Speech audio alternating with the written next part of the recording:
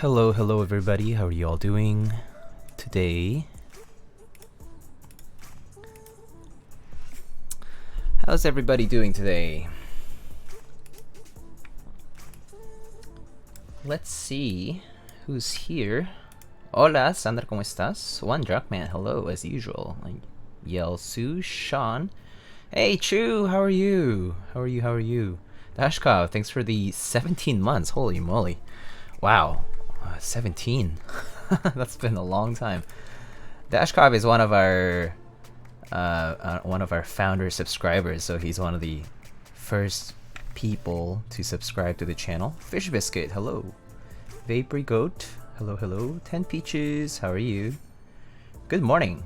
Cryalex. Let's see. Quaint Safe. Moon, hello. Doing pretty good. How about you? Excited to see the Bakeneko? Thank you. Yeah, I'm excited to build it. For sure. Oye, nuevo corte? Sí. Thank you so much. Yep. I did get a haircut this past weekend. It's a bit short. It's on the shorter side than I'm used to, but I figured it would grow long soon enough because, you know, it's getting warmer these days. So, you know. Alright, so we can get right into it. So I did a poll over the past day or so as to whether we should build a Bakeneko with linears or tactiles. And if you notice, if you are in my Discord server, exclamation Discord if you want to join, in my Discord server there was a result of light tactiles over linears actually. But the funny thing is that my server publishes its posts to other places, but specifically there's one more place I do check, and that's the Senga Discord server. So Senga keyboards, right? So Elaine was kind to have a channel, you know, dedicated to like my announcements, and like I checked the poll there, and there was an overwhelming majority for linears, and so I counted both together, made sure that there was no overlap in between, and the linears still were over the light tactiles by a significant margin. And so I ended up picking linears, but that's also because in the interest of time, I also had linears that I was going to lube anyway. And actually, you'll notice something funny about these linear switches today. But the light tactiles that I was considering were these ones.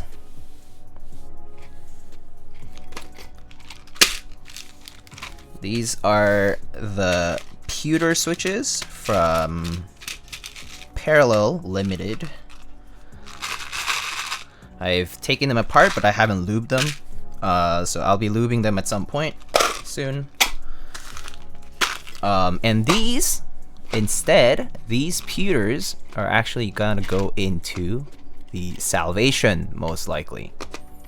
So you'll probably see these in the Salvation build when I stream that. Yeah, so I figured I should change it up a bit, so that's why. Alright, so let's get right into it.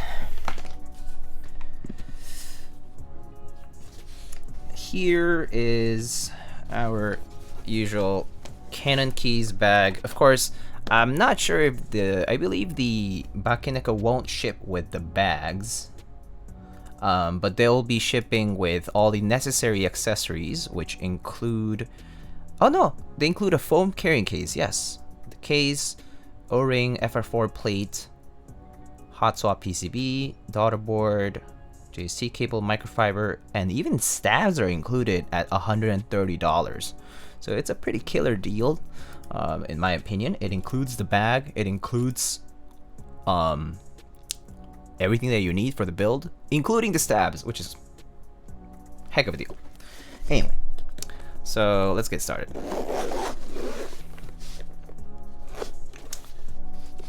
Is this an ad? Basically it is, right? I mean, I am sponsored by CannonKeys. The logo should pop up here at some point. So it kind of is like a sponsored build. So I mean, maybe I'll edit a title if you want. Sure, well, let's do that. Why not? Why not? If you want to call me out on it, I'll change the title. Sure, let's go. Hashtag sponsored. There we go. So yeah, right? Whatever. Okay, so let's take a look. So here's all the components. Here's the switches. Something interesting you'll notice very soon. Let's open this zipper up. And here we have our stabilizers, 7U stabs, and some stickers. We have our $500 sticker right here, if you recall from the Iron 165 drop. And black wires for our stabilizers. These are clip-in stabs from CannonKeys. These are just cherry stabs. JST cable. Daughter board. This is some hardware for the daughter board and bump-ons. And then we have a nice dark blue O-ring. Nice dark blue O-ring. We have our full FR4 plate here with our CannonKeys logo on both sides.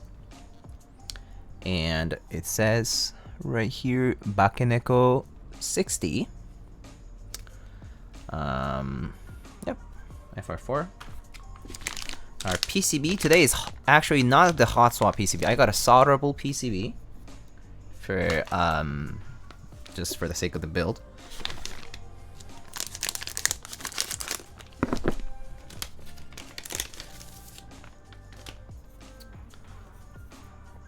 Here's our Kkatano X CannonKeys Bakeneko60 designed by Upas PCB. So it basically is a 60% PCB with the cutouts for the pillars and the JST connector. So this is the solderable version of the PCB.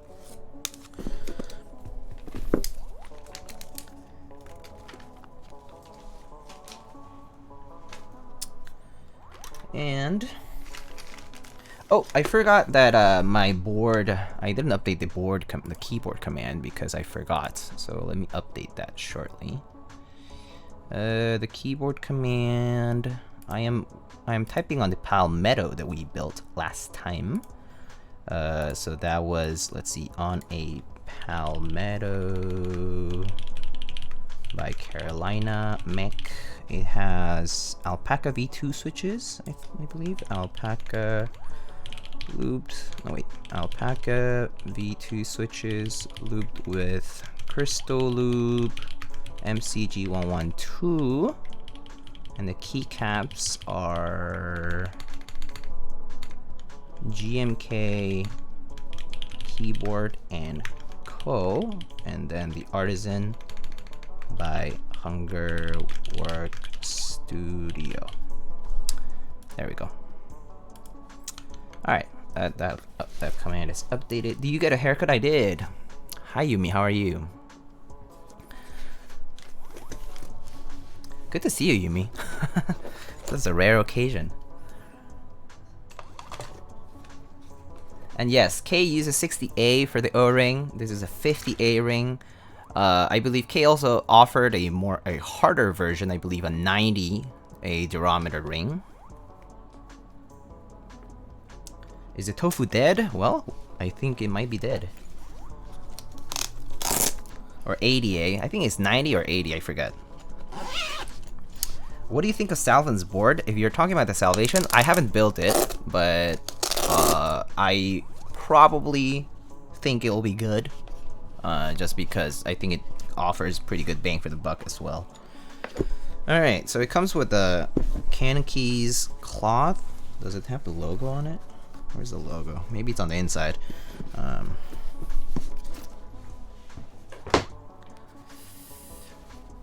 But I've been okay. I've been busy. This past weekend, I was not sick anymore from my vaccine side effects, and then I went ahead and I met a friend on Saturday, and then yesterday I went to the Bronx Botanical Garden, which was beautiful.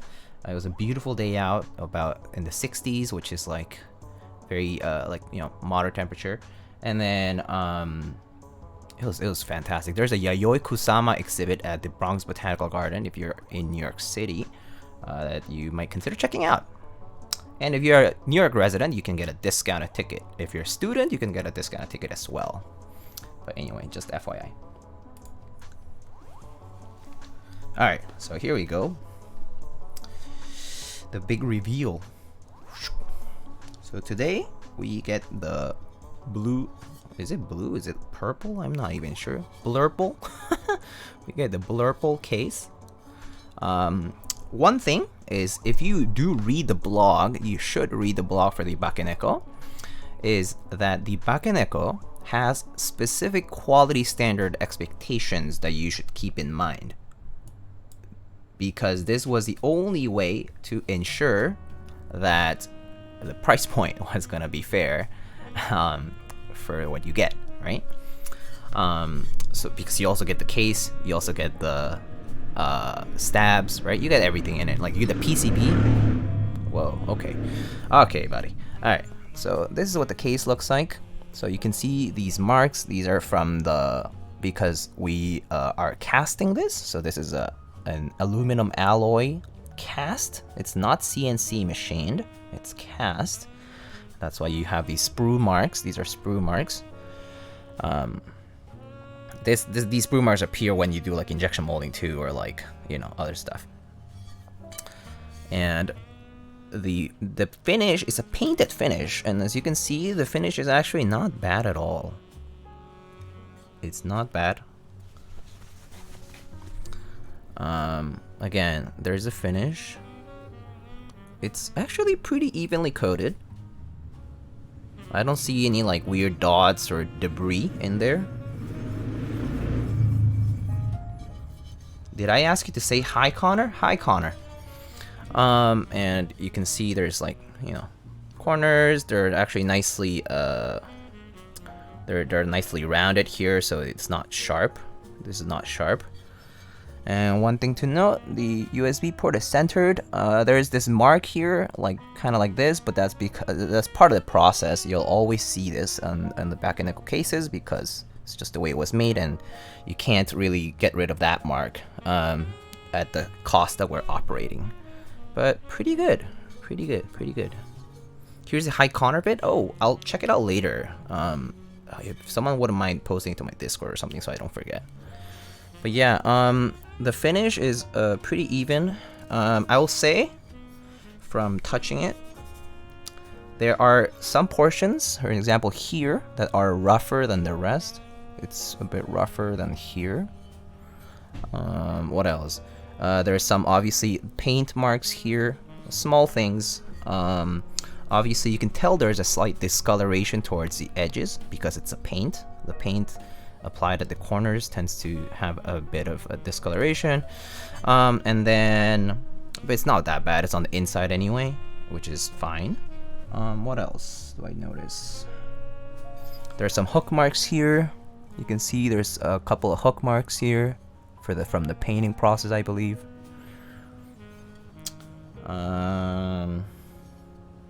Small splotches, like over here, it's hard to say. Small splotches, not bad, but no debris stuck in the paint or anything like that. What else? The rest seems pretty reasonable to me though. The coat is kind of glossy, and oh yeah, the texture of the sides is a little bit rougher. This feels rougher than, let's say, the bottom. So the sides are slightly rougher It feels like kind of like a blasted texture, but it's like I think it's just because of the way the case is made on the paint. But yeah, if you have any questions, feel free to ask. Now, let me go back and see what you guys wrote.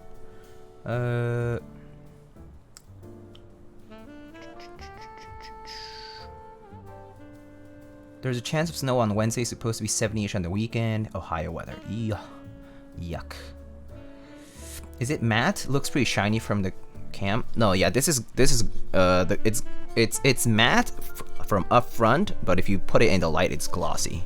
It's a paint, so it's gonna look just like paint. Like this is how paint actually looks, right? Like it can look glossy and if you put a bright light to it. But it's also like, yeah. But if I look at it from up front, it's not too bad.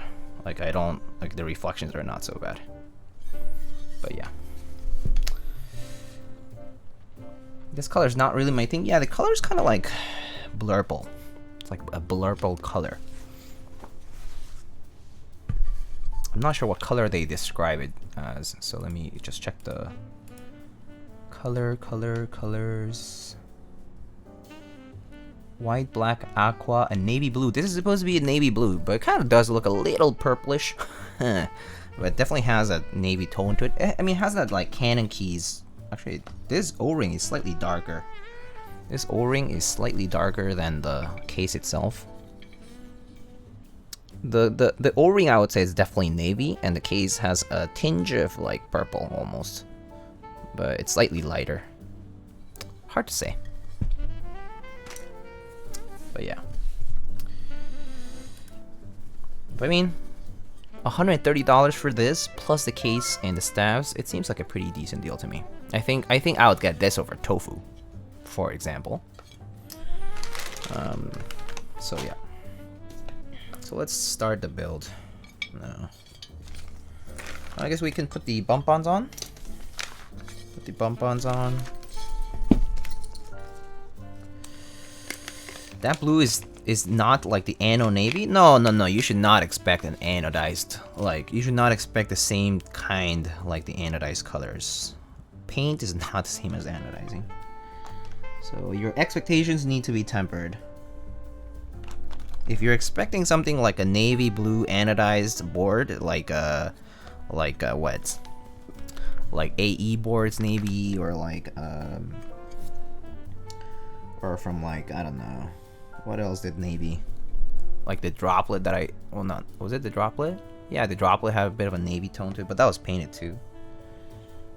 What else had a navy? Singa had a navy at some point. Singa round 2. I forget what boards had navy, to be honest. I don't remember. Sat 75. Yeah, well, I only built a white Sat 75, so I didn't realize. Yeah, so Sat 75 had a navy. But yeah, you should not expect that color. Don't expect that color. Expect what you would expect if you went to a paint shop and you asked for navy. And it's like slightly glossier and like yeah, like kind of flatter looking, because it's not gonna have that like reflective texture from anodized like CNC machine and anodized boards. Yeah. All right, so bump-ons are on.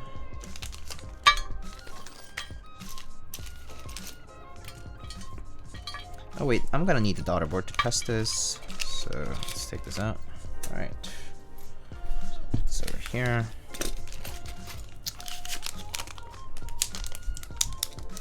How does it feel in comparison to an E-coat? I would say smoothness-wise, paint and E-coat are not too much different. But the E-coat is more even for sure. E-coat tends to be more even, I think. But paint this is actually pretty well done for paint, though. I have to say, despite like some sharp edges, they actually did a pretty good job for paint. I mean, definitely expect rougher for this though, because the QC was a bit more liberal on it. Like it was like a lot more was passed than not, because obviously this is supposed to be a cheap and affordable alternative. So don't expect the same quality as what you have seen from E-coated boards. Yeah. It's pretty good though, still, for what it's worth. Is what I'll say.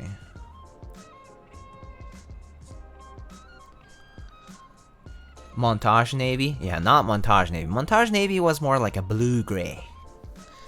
Montage Navy was more like a blue-gray. It was not quite navy. Much like the TGR blue-gray was not a blue-gray. It was a blue. So,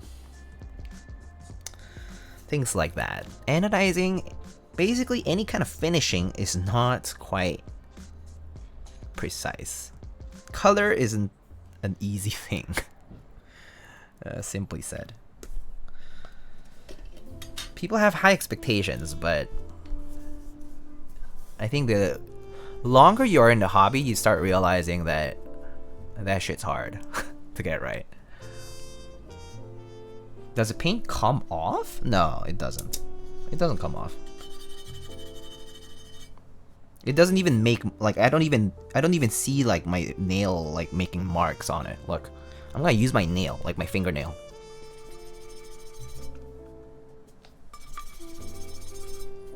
Nothing. I thought these came with an FR4 plate? Yep, FR4. Right here.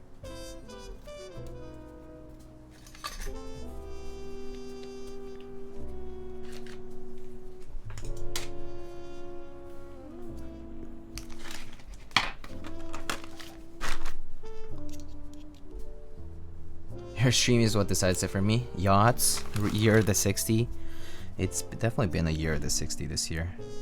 A lot of 60%. Alright, we plug this in. And let me open up via. I thought Light Tactile won the vote by a landslide. It did in my server, but not on a different place that got posted. But it's okay, the Light Tactiles will make an appearance for the salvation, as I explained earlier. Okay, so here is our PCB on VIA. The CannonKeys DB60. Let's change the layout. Split right shift and 7U. Full backspace is fine, I think. And we'll go for, yeah, just adjust some of these things. Left control, that's fine, cool. Chamchi, Mr. Chamchi, thank you so much for the 100 bits. Gummy. Hello, how are you, Mr. Chamchi? How's life, man? There's no RGB lighting on this, so I'm gonna take off those keys. Replace that with caps lock. Don't need any of this crap. Don't need any of this crap. Don't need any of this crap. And then arrow keys up, left, right, down. Page up, page down. Home and end is all I need. Delete is fine. Okay, that's perfectly fine with me. Let's save the layout just in case. And okay, and then key tester, test matrix. 60% is my favorite layout. Yeah, 60% and TKL are my two most used layouts. Oh shit, hug JD. Oh, JD's hiding over there. I forgot about it. Sorry, I've been busy today.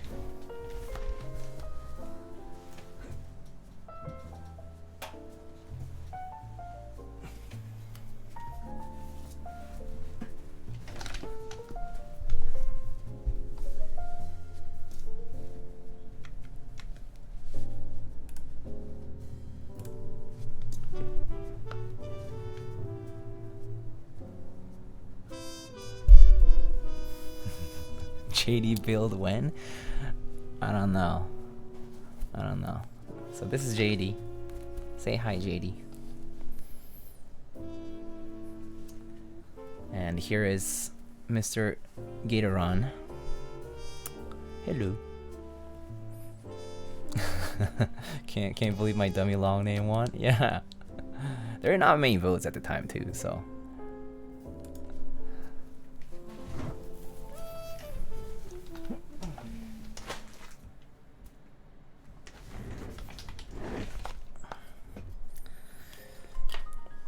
Where's JD's second buddy? Second buddy is going to be Nono. Nono will be second buddy. Nono isn't released. I mean, well, it hasn't been made yet. But I bought Nono. Nono the Duck Bundle.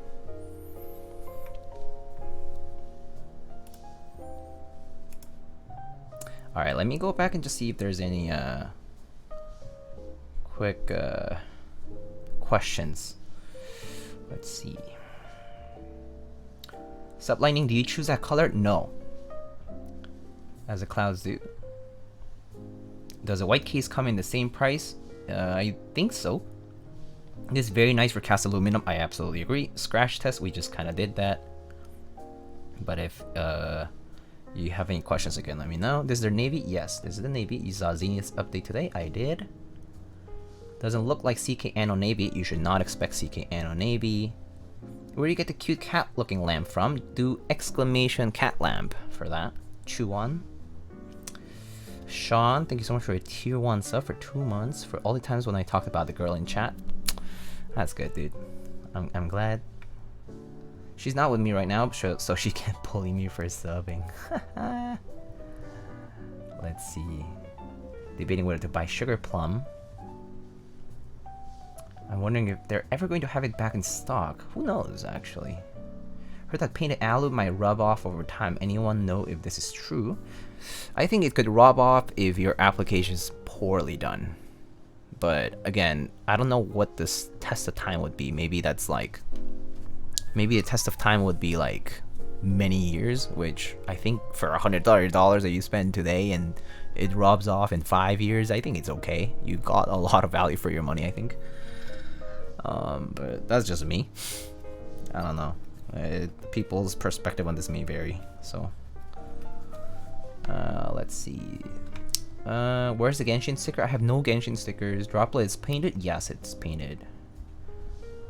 Answered that question. That one done. FR4 play, we already talked about that. Been a while with finals and all. Yeah, I've been busy with finals too. Oh, my build says alu plate? My bad. Oh, my bad. My build command says alu plate. Didn't realize. Onto a full FR4 plate. Alright, I updated that. Thank you. Your server has good taste then? Yes, my server does have good taste.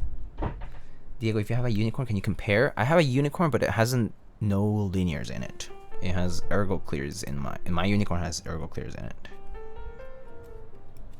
So I can't compare that with a linear build. Oops, I skipped something. There we go. Okay, just do this quick test. Okay, let me just go back. Oh, it's right with the world again. Early stream? Yeah, sorta. I've been waiting for the Duckman ever since I knew about it. How many units will be available? I have no idea. I have no idea how many are going to be in stock for the Bakeneko drop. Excuse me. Ate some dust.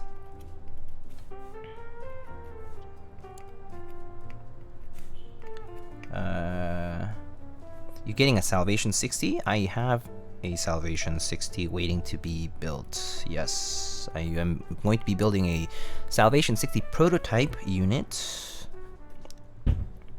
whose color has not been revealed, so I don't know the answer to that question if you're going to ask.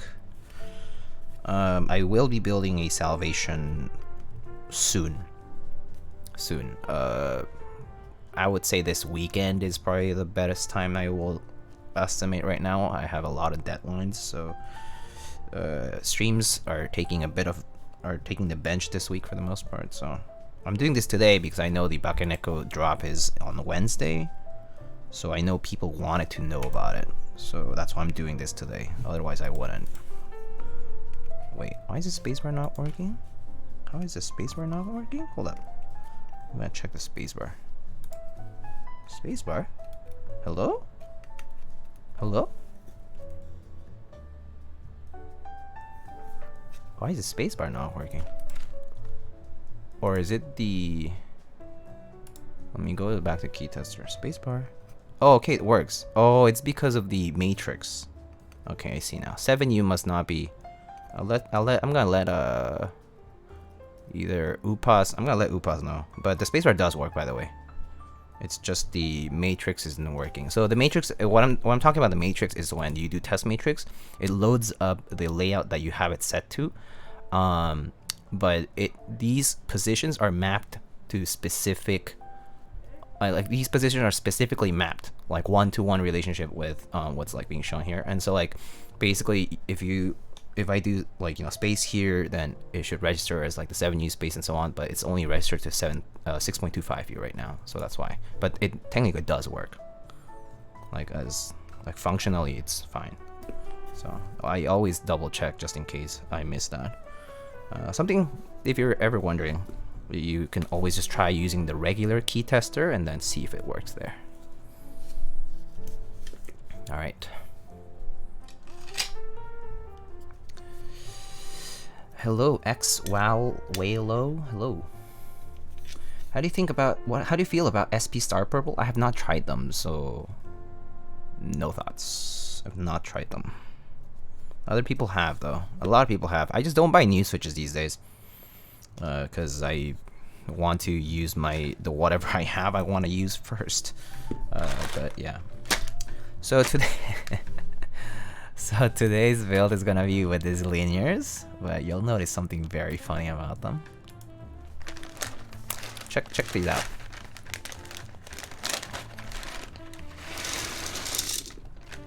Do you notice something funny?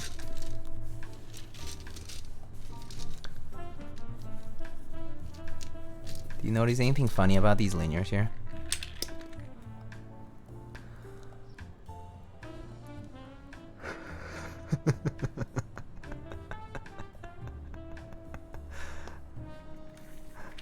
Different weights? No, they're actually all the same weight. So long story short, it's because... Hold up! Before you complain, let me explain myself. They have different stem colors. So basically, I remember when the NK Silks came out, I got a batch. I got a batch of NK Silks when they came out. They when the first production batch came out, and Novelty sent me a bunch of NK Silks from all the different colors. So these are actually the leftovers. I had exactly like 20 some of each.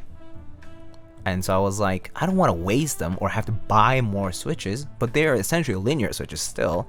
So all I did was change the spring and lube them the same way. Like, you know, wiped off the lube, like lube over and all that stuff, right? So we're gonna have a gradient switch build. It's gonna be black, yellow, and red. It's gonna be great. On a blue case. Aren't you excited? I am.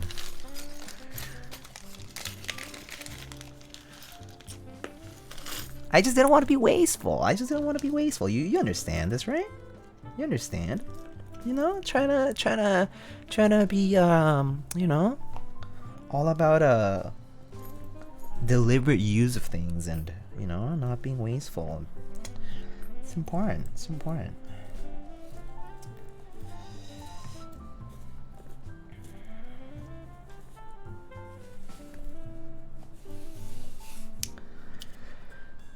Do black, red, yellow like the German flag. Oh, black, red, yellow. Okay, sure, why not? I don't mind that. The order doesn't matter. The good thing is I have enough switches for them, so it's good. Let's clip. They will feel the same, yes. They will feel the same because they have the exact same spring. I swapped the springs for 62 gram springs. Do vertical like a Belgian flag? Oh, I wanted to do vertical, but the problem is it doesn't match. I don't have enough of each switch to do like a nice vertical striping. Yeah, because there's like 13 on the first row and then there's like 14 on the second. I forget, but basically I didn't have enough for that. It would look uneven. so I decided to do it diagonally.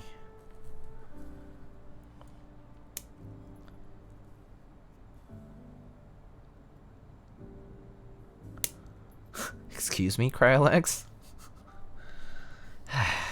Of course, someone had to say something stupid. What's that Argent cap on the escape? It's called an Autorophile by Hungerworks Studio.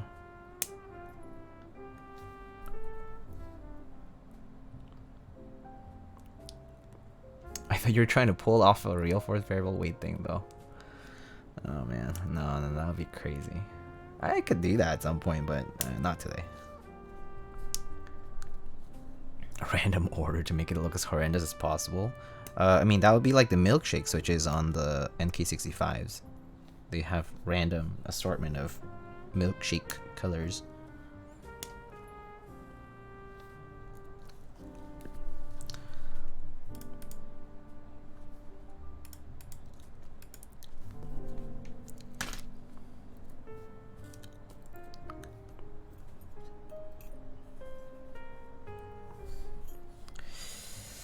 Alright, let's see. Let's get my brush.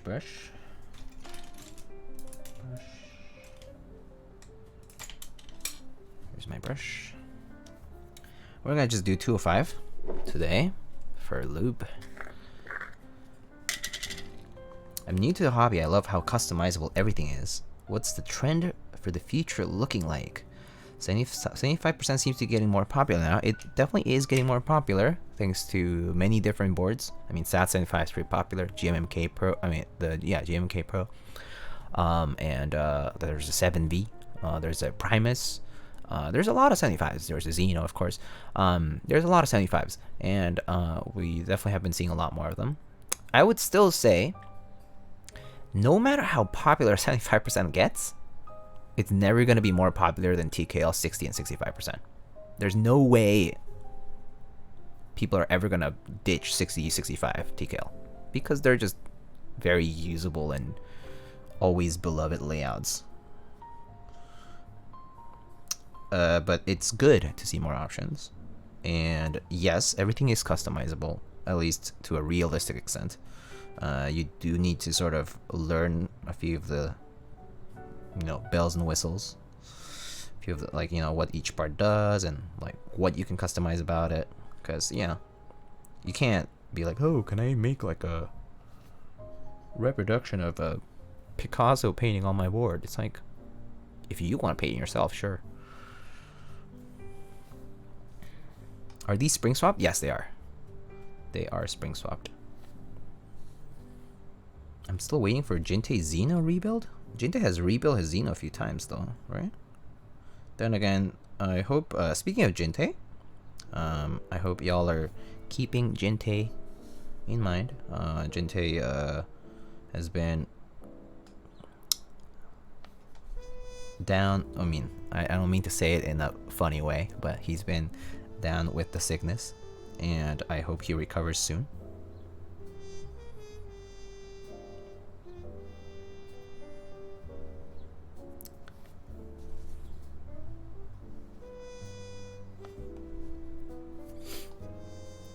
Let's see. Hey Lightning, noob question. Can you explain how do you purchase a TGR, why they are so extremely priced in the mech market, but still over 5 grand is very, very extreme to... Oh, it is very extreme. No matter who tells you it's not or it's acceptable, it's extreme. $5,000 for a keyboard is fucking stupid. Sorry. It's okay. If you have the money and you can afford it and you think it's fine, go for it. All you, congrats. You are a baller. You have money and you're a baller and you can afford it. You just shell out that, dollar bill, okay? But TGR keyboards, I have TGR keyboards, okay? But they're just like any other keyboard in the sense that they have releases. Their releases have been first come, first serve always. I got lucky. I entered myself and won first come, first serve, meaning I was fast enough to win 2 times. right? But the thing is, right? It's just like any other keyboard. They cost like, you know, $400 or $500 plus shipping, right? And that's it. Why are they popular? Because the maker, you'd see, he's been known to deliver. Like, he's a hardworking guy. He's charismatic, right? Like, he's been known to be a nice guy, and he delivers quality products. Just like you say, Keycult, right? They deliver quality products, right? You pay that price, and they deliver, you know, the extent of that price, which is good. It's all great, right? Why are they that expensive though? Because at some point they caught popularity among the high-end, quote-unquote, collectors, or in other words, the wealthier collectors. And they're like, oh, I can exchange this TGR for an OTD or whatever, you know? It caught hype, and since then, they started selling in the market for high amounts, and you know, at some point, it became it's not a norm, but it kind of became like a standard. Like, you know, it's a price, it's a price tag, and some people will pay it. Good for them. Good for them. I wouldn't. I will never pay. Let's see. What's my limit? What's my personal limit? I don't think I would ever pay over $2,000. I think that's my limit. My hard cap. I think $2,000 is my hard cap. For me. And that's an extreme. I would do it once. And that's it.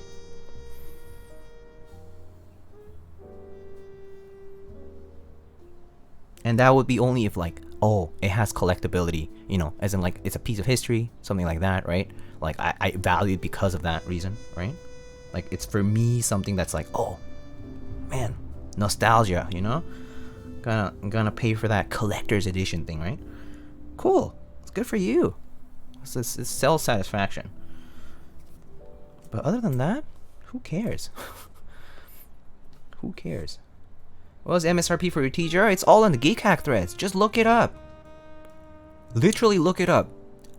Go on google.com, type TGR JNV2 Geek Hack, and then the first result is gonna be geekhack.org, and it's gonna say GB TGR JNV2, and then you're gonna click on it, and then you can scroll down. There's a bunch of pictures, and there's details on it. But yeah. The retail was no different from any other keyboard out there.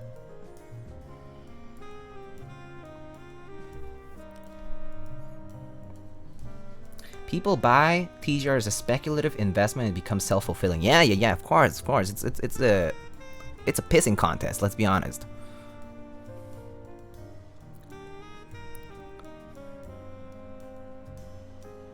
It's, you know, it's a Ramalama Ding Dong contest, you know, where people are just go and be like, oh yeah, look how much I spent for my keyboard. It's like, yeah, it's good for them though. I mean, they're just, you know, it's people who, it's like the people who want to buy expensive cars or whatever, you know, expensive sports cards. Not sports cars, sports cards. Because if y'all have paid attention in the past year, there's been a recent rise in popularity for sports cards, which is also another thing that you might find absurd. It's like Magic the Gathering. It's like, yeah, go ahead and buy your Black Lotus or whatever if you want.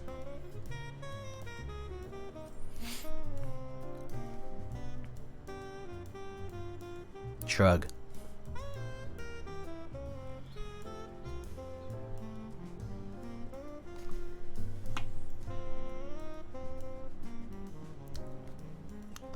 Okay, let me go back on this tick. Why invest in stocks when you can invest in keyboards? Supply demand for what's perceived as top of the line quality? Yep. Lobsters also sold at market price. Keyboards don't scream when you drop them in a boiling pot of water though.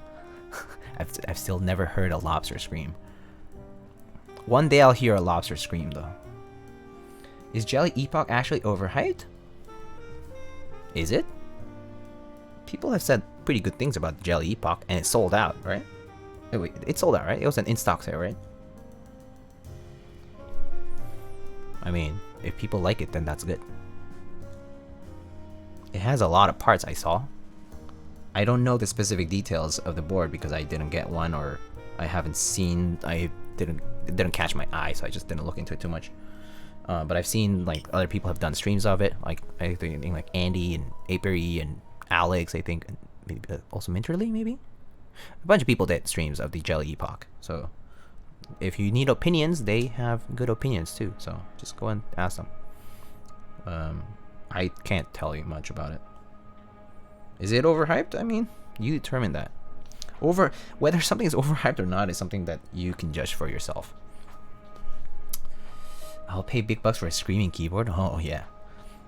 Most stuff aftermarket gets doubled in price. That's because people are also, you know. You know why aftermarket prices are doubled nowadays? It's because people post them for double, and there's people who buy it. If people didn't buy, those prices wouldn't stay. As long as there's people who buy, people will sell for high prices, of course. You can't just blame the sellers. You can't just blame the sellers. If there's buyers for something, you can't just blame the sellers. Flippers aren't just the problem. Or even not. Even if they don't flip, even if they bought it for a high price and sold it for a high price, it's still not. They're not just. They're not the only source of the problem, or the root cause rather. So try to stop people from buying it. Tell people that it's unreasonable to buy it. Has anybody done that? I'm not sure. People try, but people still buy, so hey, gotta get that gratification, so if you can afford it, go for it, you know. I can't, so I don't do it.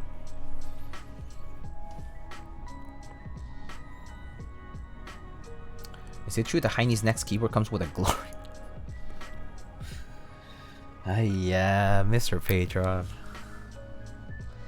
I mean, it's called Trinity, by the way. Oh wait, Heine's next keyboard. Oh, never mind. Maybe that one will be called. Maybe if Trinity was now, maybe the next board will be called Unity or something. Trinity XE is not my board. Yeah, that's true. It's Switch Plates board, Recon. True. You're just the vendor. Why invest in Doge when you can invest in Weeb sets? Yeah, I guess so.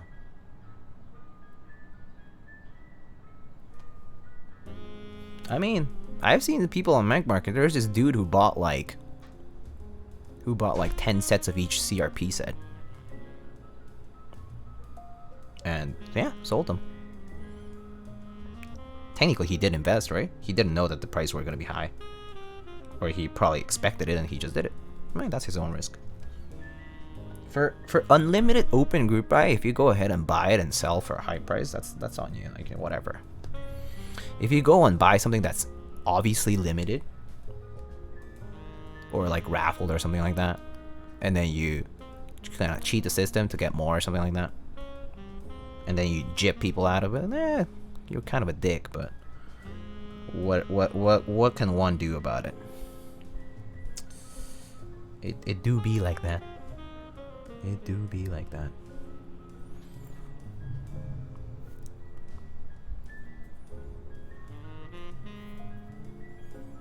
Will you get a frog? I'm not getting a frog, 10 peaches.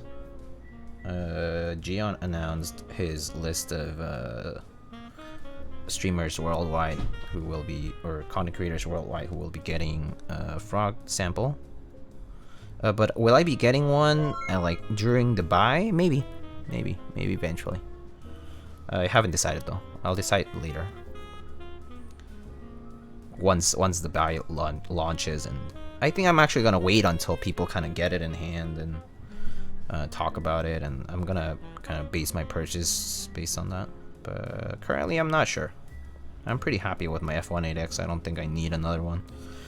So. Brownie Builds, thank you so much for the tier 1. Hope you're well. I would give you brownie points, but there's no such thing in my channel. I hope that's an idea for your channel points. I hope it's brownie points.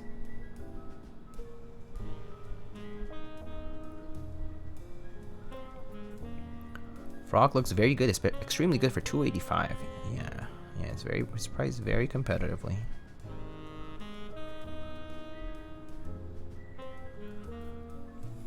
TKL extras, TKL 1 extra starting at 850. Whoa, goddamn.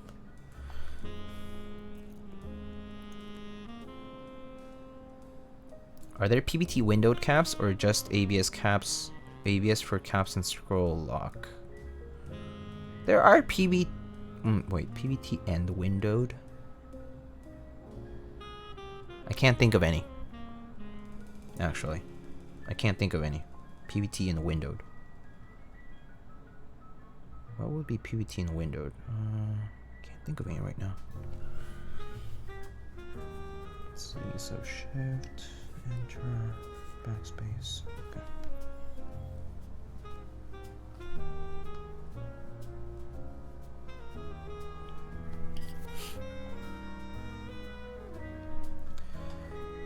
Is there an ice cream truck outside your house? Yes, there is.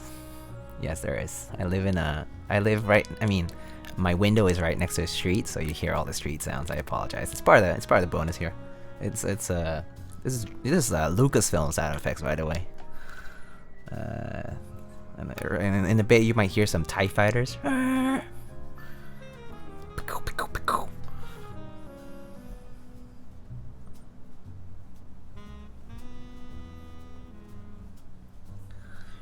How do people feel about split backspace? I kind of like the idea. A lot of people use it, especially on 60%. I think it looks ugly on TKLs, for example, or on even 75%. But people do split backspace a lot. Yeah.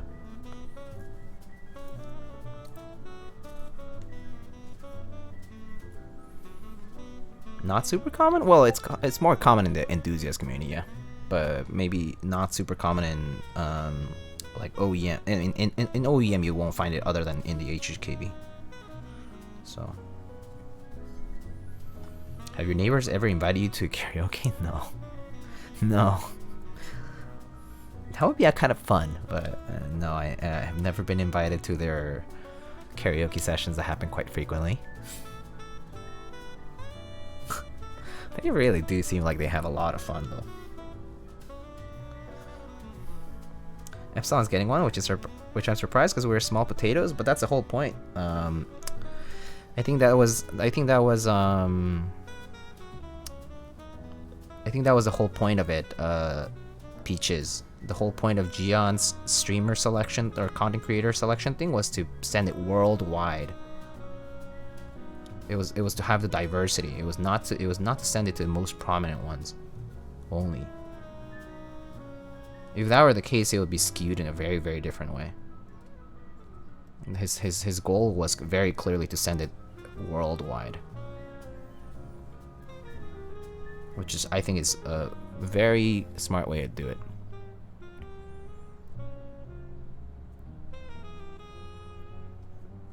I mean, of course, you should be somewhat recognizable, yeah, of course. But if you look at the list, it's quite diverse. Still, yes, there's majority representation in North America, yeah, but you know.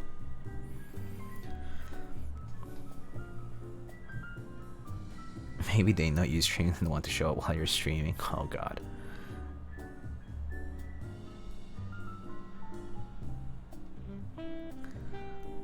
Gawk is sad when you disapprove his split backspace on 7V? Yeah, of course, I disapprove. Think about it. I mean, like, I don't know why people don't get it sometimes. Okay. You split the backspace on a 75% or a TKL. What the hell do you do with the extra key? You have a corner key already here, which is the tilde. It's tilde 1, 2, 3, 4, right? And it goes all the way through to the plus equal sign. And then you split the backspace, which becomes pipe and one more key. What do you put that key to? What do you set it to? Delete? No, delete doesn't go there. That's ugly. Another tilde? That's also ugly.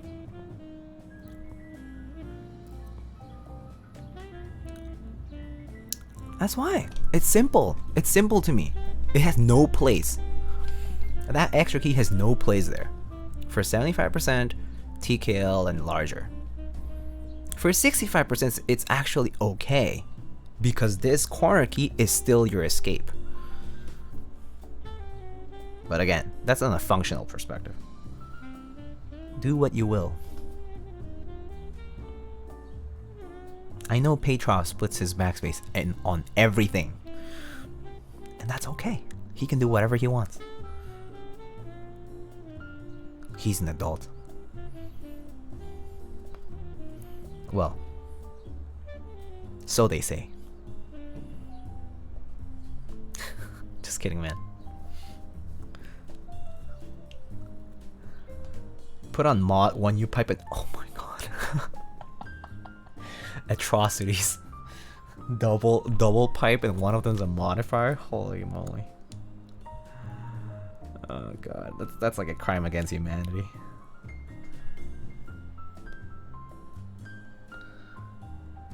Split left key, split spacebar, split everything, split the world. Yes, please split the world. Thank you. Might as well.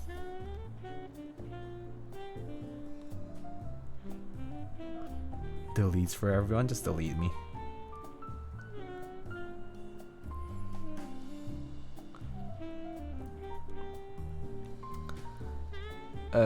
If the Bakeneko had Sangan hot swap out, it'd be perfect. 2 fewer stabs. True. Or just solder. Solder's not that bad. I'll be honest with you. Soldering's not that bad. I know I've been doing it for a bit and stuff, but like it really isn't too bad. I mean, hey, if all of these new enthusiasts can do it, so can you. If you're feeling lazy, well, that's not anybody else's fault.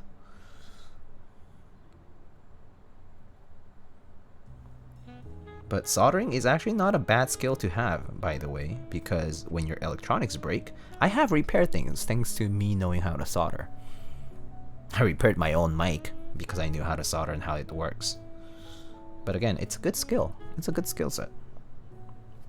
It's about as good as sewing. It's like sewing, but for electronics.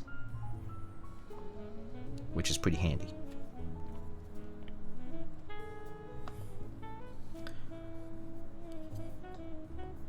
I'm a big fan of split backspace, but I only buy 60 and 65%.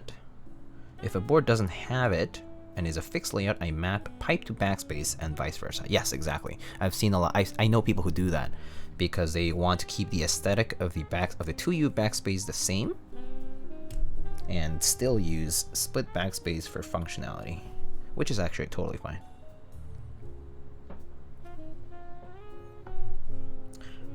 Program my backspace on pipe if I'm forced to have full backspace on my board. Yeah, right, exactly. Same thing that we just talked about. Remove the blue LEDs from tons of electronics, replace them with warm amber ones for nighttime use. Oh, nice. Venge, hello. How we doing? How's it been? How are you doing? I'm doing okay. I've been busy. You know, chilled out a bit this weekend after getting sick. Well, not sick, but like after feeling sick from the second dose of the vaccine. And then this week I have a bunch of deadlines, reports, and whatnot due.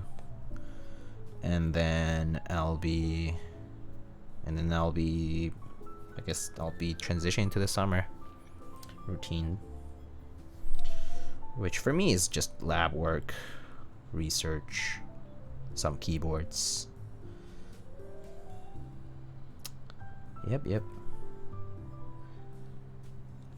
Going, meeting friends if possible.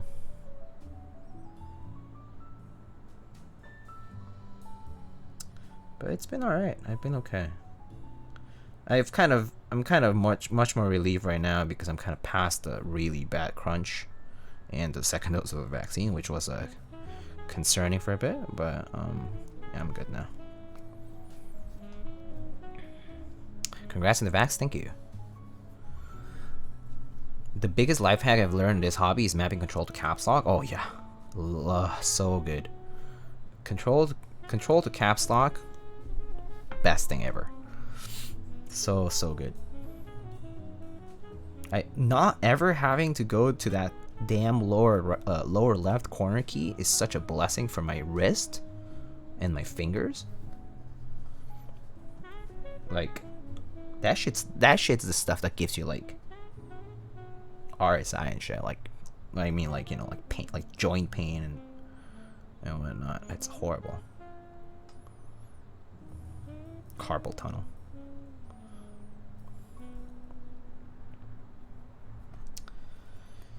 Ever use caps to crouch in games? So good. Yeah, that's it's the way. It's the best.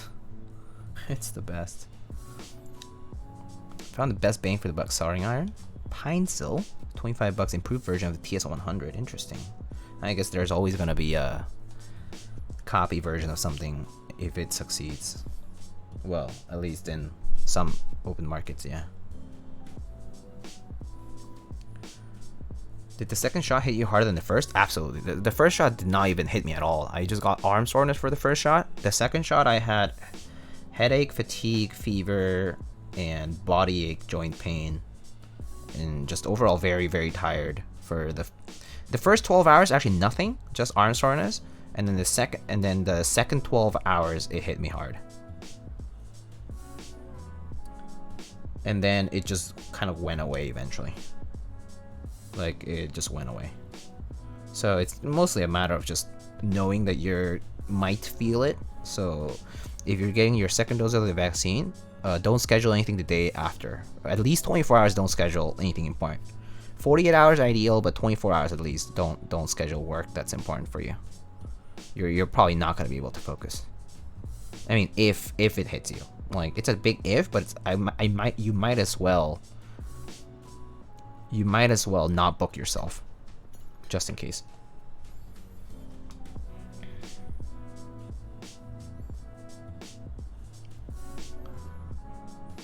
Like, last thing you want to do is screw up for work or something, right? So, or even worse, hurt yourself or something like that.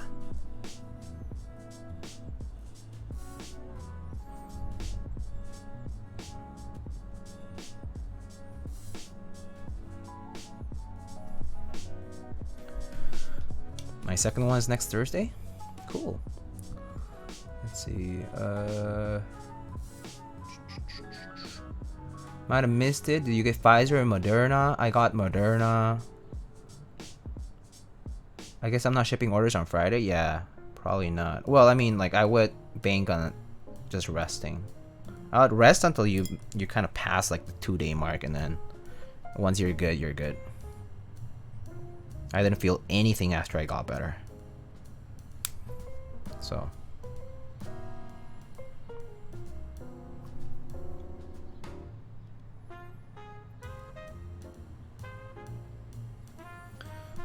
I work as a bartender. I had to call out for a few nights. My arm was just dead. Yeah. The arm soreness is actually no joke. Once it gets like worse. Like, I was just like, my arm was just hanging. Mostly because it's not serious, actually. None of the symptoms were serious. The symptoms were just annoying. Like, straight up annoying. It was like, I don't want to do this because it's just so annoying. And like, I feel tired and stuff. It's like, I can do these things, but it's just, I don't want to. It's like a feeling that keeps nagging at you. And you're just like, get off me, please. But that's kind of how the symptoms felt for me.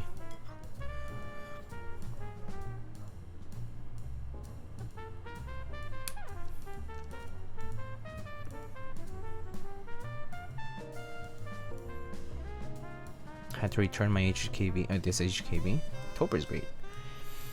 Thought about calling the day after first. I think first shot's fine. I don't think the first shot hits most people. Second shot is what hits most people for Pfizer and Moderna anyway.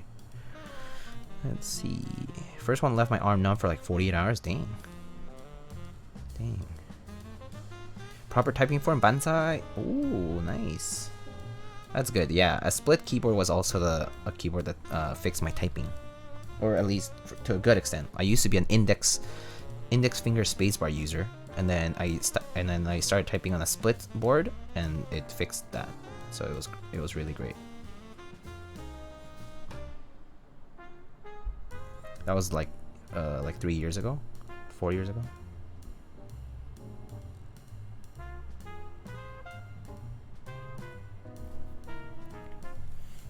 You saw Zenith's update? Yes, I think I'm pretty sure I said that I did. Not a lot of Australians have gotten vaccinated yet, which is fine as we haven't had any Corona case for a while, but you never know. It's gonna be like the flu in my opinion. It's going to be like influenza. You're just gonna have to get vaccinated regularly, I think. I think that's a very, very high chance. Viruses don't just go away. They don't just go extinct just because we have a vaccine. So once they mutate, we're gonna have to fight it again. It's just the way immunology works. We're just gonna have to fight this thing again. And we're probably gonna have to have booster shots and regular, like, revised vaccines. People don't want to accept this reality, but it's coming.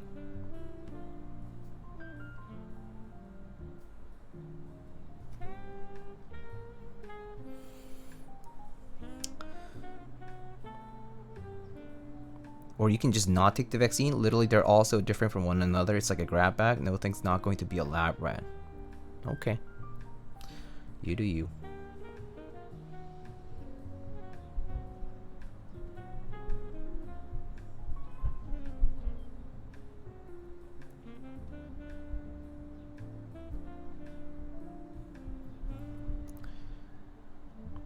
I think there's enough scientific evidence to prove that the vaccine is effective, but if there are people out there who refuse to either believe it or to verify it themselves, or like educate themselves to know that the evidence is in fact valid, I don't think that's anybody else's fault.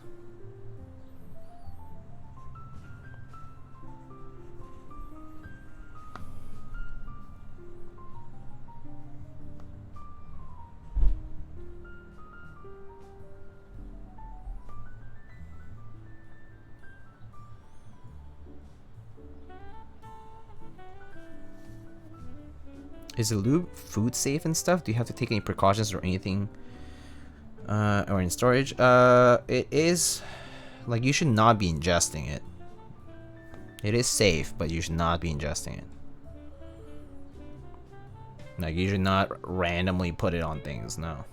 Just, yeah. You should look up the MSDS if you wanted to really know all the specifics about storing or about what the chemical's like.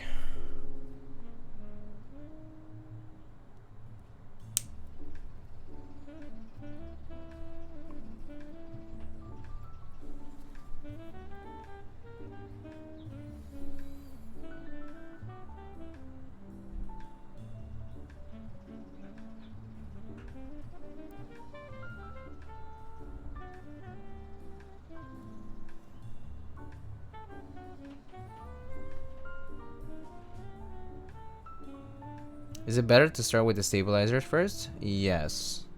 Well, I mean, right now my switches are already lubed, so yeah. I mean, you should always first test your PCB first. Make sure your PCB works, because it doesn't matter if you lube your stabs first. If your PCB doesn't work, what's the point? So test your PCB first. Then you can do your stabs, or you can pre-lube your stabs, like you can do it before your build. And then you assemble the stabs into the PCB. You put the plate on, you put some switches in, you test your stabilizers. Don't solder. You test your stabilizers. If you need to go back, then you just step back and touch up on the stabilizers. And then once you do that, and once you test your stabilizers, confirm that they're working the way you want them to, then you proceed to build.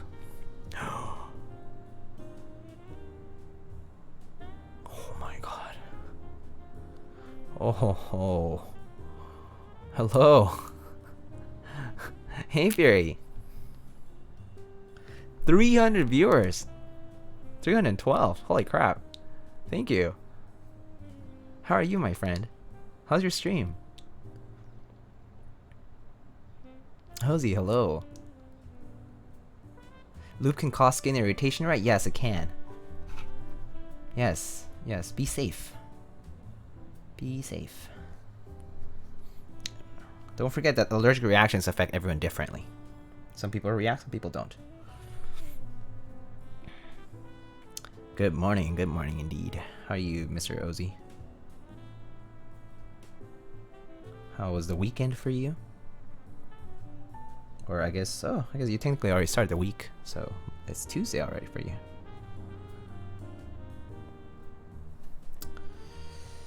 Oh my god, so many followers. Thank you everyone for the follows. Lots of names to mention, but thank you. I hope you are all doing well. Lovely haircut, thank you. Mr. Kupo, thank you. Thoughtful and lovely words, thank you so much. Fancy seeing you here, Apiary fam, indeed. Thank you everyone for coming by. Sunny morning, you'll need a hat? Oh. I see. Sunny morning sounds nice. I love sunny mornings. So I take a walk twice a day. And I love it when it's nice and sunny in the morning. Would the hotspot PCB from the Bakeneko fit standard tray mount boards? It would fit, but the problem is you have a JST connector and a daughter board. So standard tray mount boards have a left-sided USB port. So that would not work out for you. You might as well just look for any other 60% PCB. There's quite a lot out there. There's from CannonKeys, there's the ANSI PCB. There is the Welbotech60D PCB. Weird Flex Edition. There's the GH60, which is a very no-frills sort of basic PCB that was TMK, QMK compatible. And now VIA compatible, because I actually ported it at some point myself. And what else? I mean, there's a lot of PCBs. There's a lot of 60% PCBs. Just DZ60 also. Hey, Hoopas, how you doing? 7 months, thank you. Is KBD Fans any good? KBD Fans does have a pretty healthy supply of keyboard supplies. Yeah, they do good. They do. I mean, people buy from them all the time, so they do have workable stuff. It just depends on your budget and what you're looking for. Look at the features. I personally prefer to buy local because I like to support local. But I do buy from KD Fans every so often when I can't find something like here. But yeah. Can't forget the good old DZ60. Yeah, exactly. There's a DZ60. There's a lot of options out there. And I personally like considering first whatever's out here locally, like, you know, US, Canada. And then I look elsewhere afterwards. Oh. Upas, thanks for gifting 3 months of a tier 1 sub to Anna Olive. Thank you.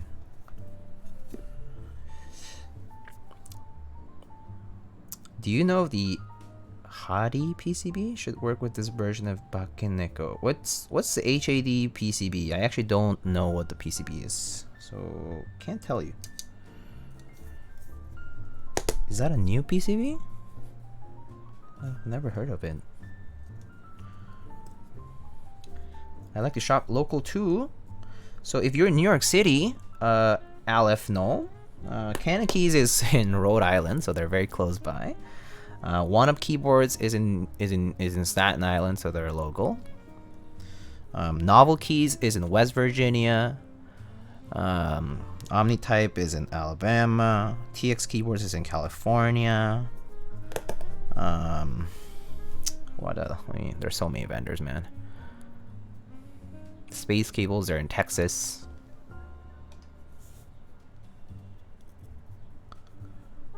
Yeah. How are you finding the Bakeneko? I mean, so far, so good, but I haven't built it yet, so we're gonna have to see for ourselves here.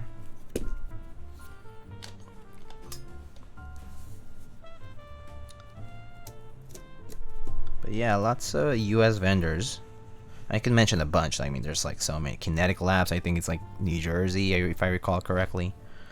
Yeah, there's so many. Hey, Longzilla, how you doing, my friend? You guys should check out Longzilla's Instagram. He does some beautiful photography. Likewise for OZ Obsessions, who's in chat. They also do beautiful photography.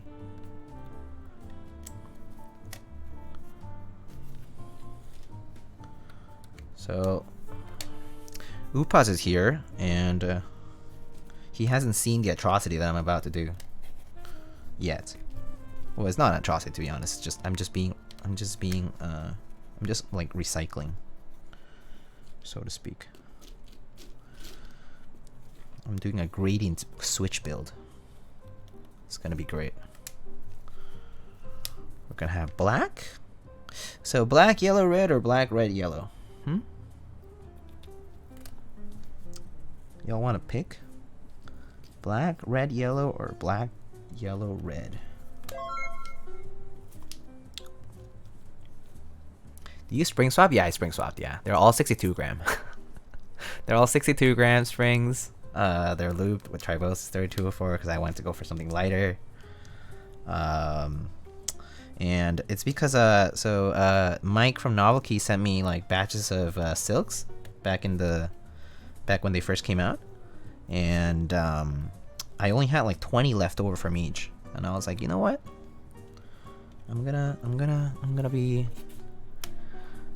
try to not waste, so that way I don't have to order new switches. And well, these are all functional switches, so why not?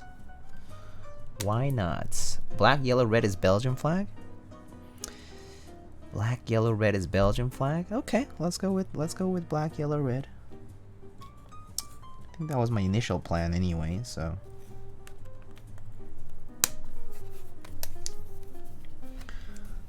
So that's good.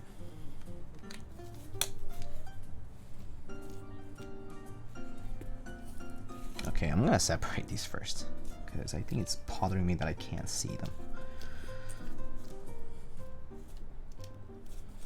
I should have separated them before, but I just got lazy. It was like late at night, so I was just like, screw it.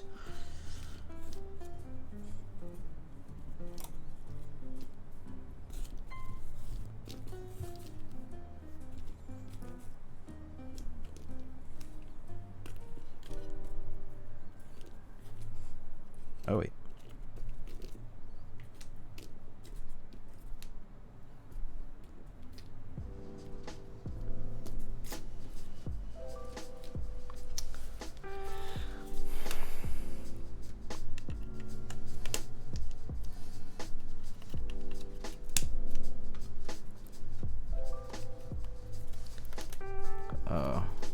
I got so focused on the damn gradient that I should have tested my stabs first.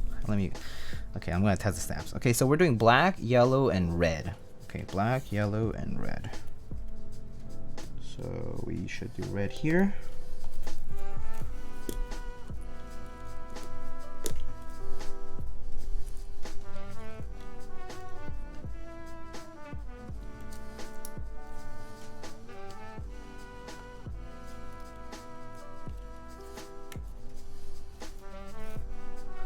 Oh, Nathan, hey.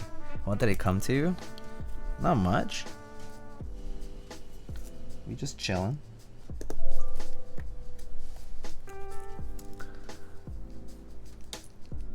Are you doing Sangan build? Yeah, I am. Split right shift, full backspace, 7U.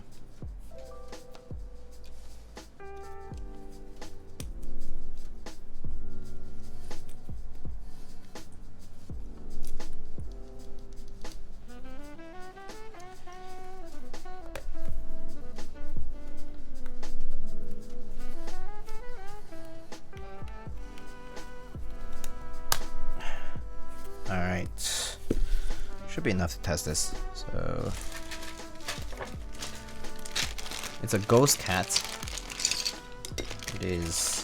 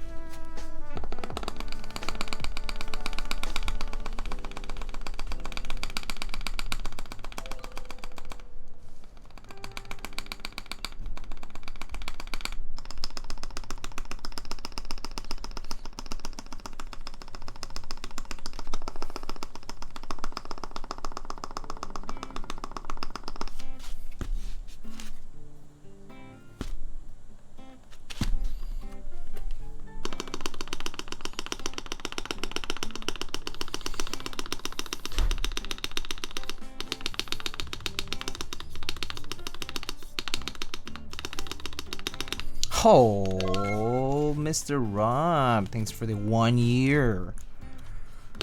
You got that new sub badge, and thank you so much, my friend. It's been a year of fun.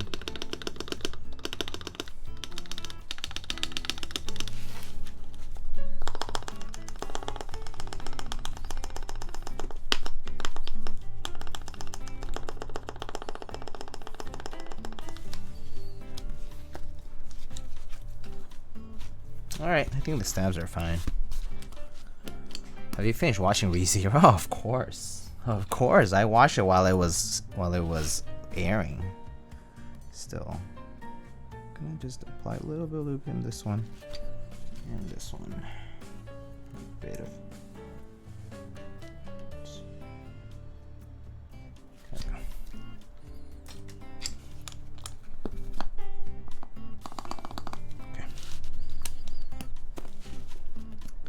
how's the build coming along? So far, so good. So far, so good. Okay.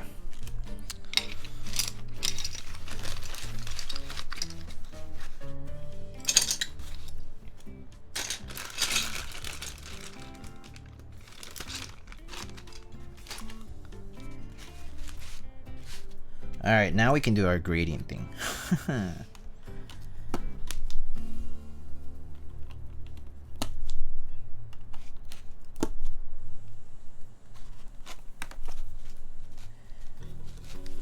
Okay, so black, yellow, red.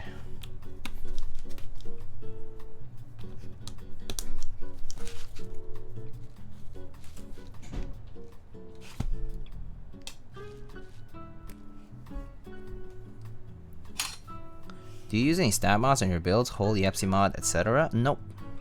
Can't bother. Too much time. Too much time and my stabs work fine. So I don't bother.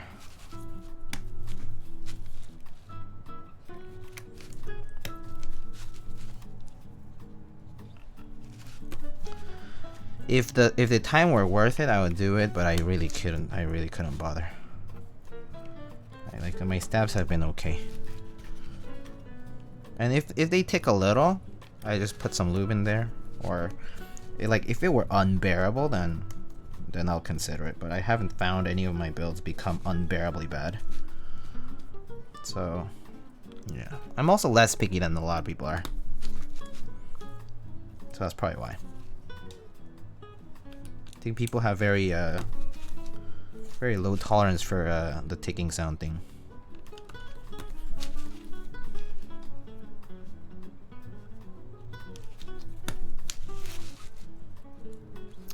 Because also the ticking sound, if it only happens when you're typing when you're pressing the spacebar at the side, which is not the actual regular position where you would normally use the spacebar, then you know, it kind of doesn't really affect functionality, because in daily life I'm normally just using the spacebar in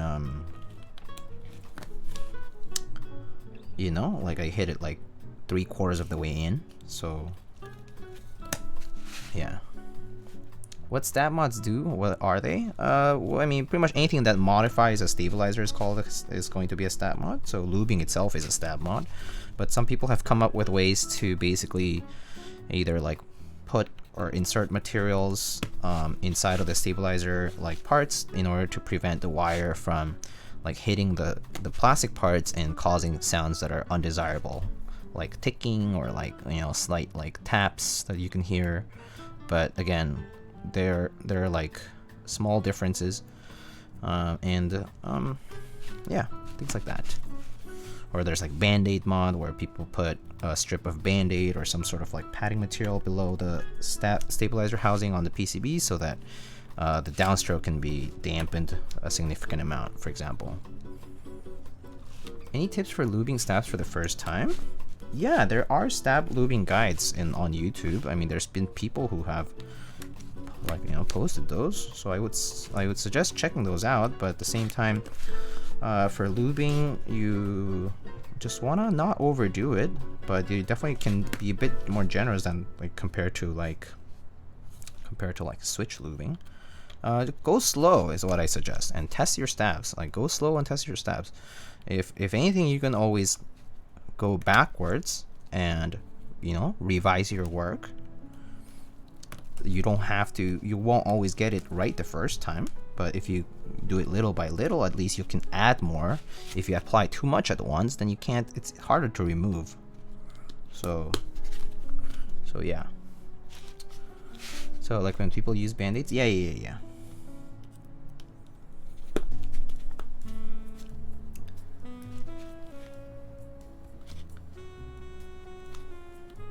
But yeah, go slowly and use less first and then apply more as you need it.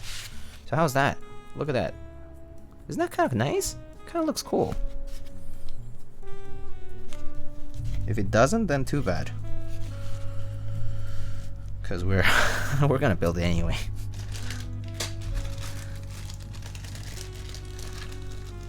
Most of the ticking I see in my builds ultimately end up being keycap wire or bent wire. Yeah, I think that's pretty. That's relatable. That's common. Anything to keep an eye on at this stage? Anything to keep an eye on? I guess where the ticking occurs is always going to be at the end of the wire. So just pay attention to lubing at the end, and at the curved part where the L bend occurs is also another source of looseness or ticking for stabs. So when you loop those parts of the wires, be sure to, like, you know, apply the lube like generously / properly there.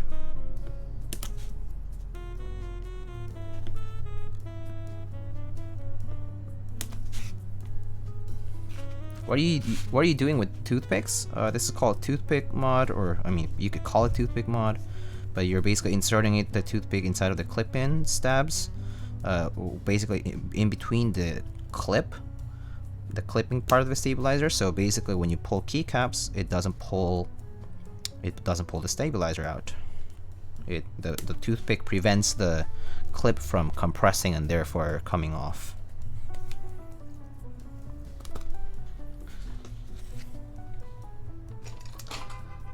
Yep.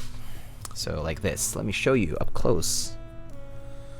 This has been done for years, my friends. Like, Toothpick Mod is like a 2012 thing or something. You're just putting toothpicks in between, so when you pull the when you pull a keycap here, it doesn't pull the whole stab out. I mean, you should always be using a key puller, and you should always be doing the wiggle technique, where you just wiggle slowly so that as you pull up, so that you don't do off-axis movements, and you can pull just the keycap and not the switch or not the stabilizer. But yeah, look at that. Look at that cool gradient build. Go Belgium, I guess. Since this is also, you know, since we are also supported by Salvin, this is kind of appropriate, I suppose. Hey, Susboards, how you doing? Chongasars, how you doing? Chong. Your recent videos have been fire, dude. Congrats on this success.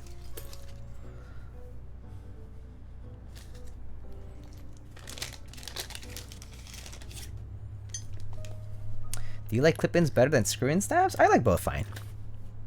I don't mind either. Yeah, both are good. Both work the same way they should. They both, you know, they're both very functional. So, as long as they work, I don't have issues with it. People do complain that they might feel scratch or something like that, but if you lube properly, I think for the most part you kind of circumvent those issues. If it's a wire issue, that's a different problem. You probably just need an extra wire around. You need like more, a replacement to, you know, change it up completely. But yeah. All right. Well, we're done here. We're gonna solder now. So let's get that. Sorry about the car noises. That's just the outside people. All right. Hey, Alex. Thank you so much for these 6 months, dude. Thank you. How are you doing? I feel like almost... How do you remove the stab if you want to? Well, you just use the like if I want to remove the stab later on, for stab removal, I would have to desolder this whole thing, take off all the switches. I just use tweezers to remove the toothpicks, and then I just pull the stab out. Simple. What keycaps are those? This is GMK Keyboard and Co. Let's see. The board to toes was very well put together. Oh yeah, that one was good. Is this the new case that's painted? Yes, this is the Bakeneko. Bakeneko. I first saw Toothpick Mod watching Take Keyboard's early 2018 video. Oh, I see. But yeah, people have been doing toothpicks since like the early days. Because yeah, it's just like you're basically just looking at how the stab works and complementing it with this mod. Alright, let's get solder. Let's get our fan fume absorber.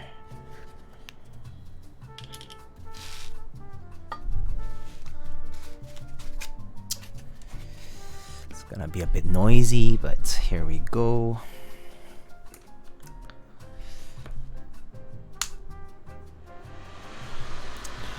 Okay, let's get to soldering, my friends.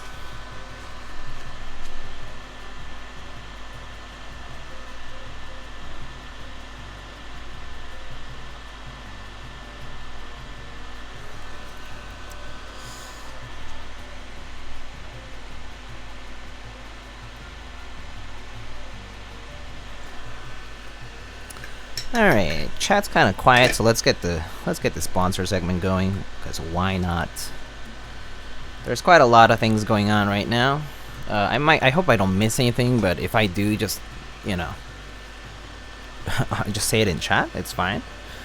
How much does it weigh? Oh, I actually don't know yet, but not too much. It's not very heavy.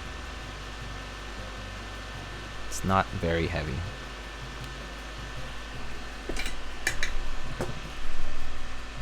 I'll wait afterwards. If I don't, just remind me, please. Because sometimes I read things in chat, I say I will do something, and I forget. Occasionally, so just remind me. What are you doing now? I'm soldering. Yes. Yes. That's cool. Indeed. You want to see me solder up close? Wait. Maybe this is... Yeah, I think that's as close as it gets for now. But alright, let's get started. So this stream is sponsored by CannonKeys. CannonKeys. Mr. Upas is here, or was here maybe, but he's the man behind CannonKeys,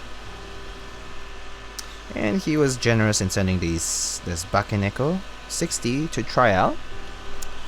So, speaking of CannonKeys drops, we have on Wednesday at 2 PM Eastern Time, we will have the Bakeneko60 drop in stock sale for $130 per kit. Make sure to do exclamation Bakeneko for all the details from the blog.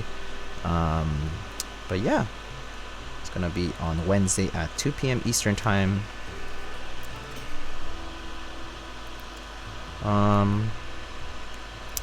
On CannonKeys, we also have the Icky68 Aurora Peaches and Cream Edition.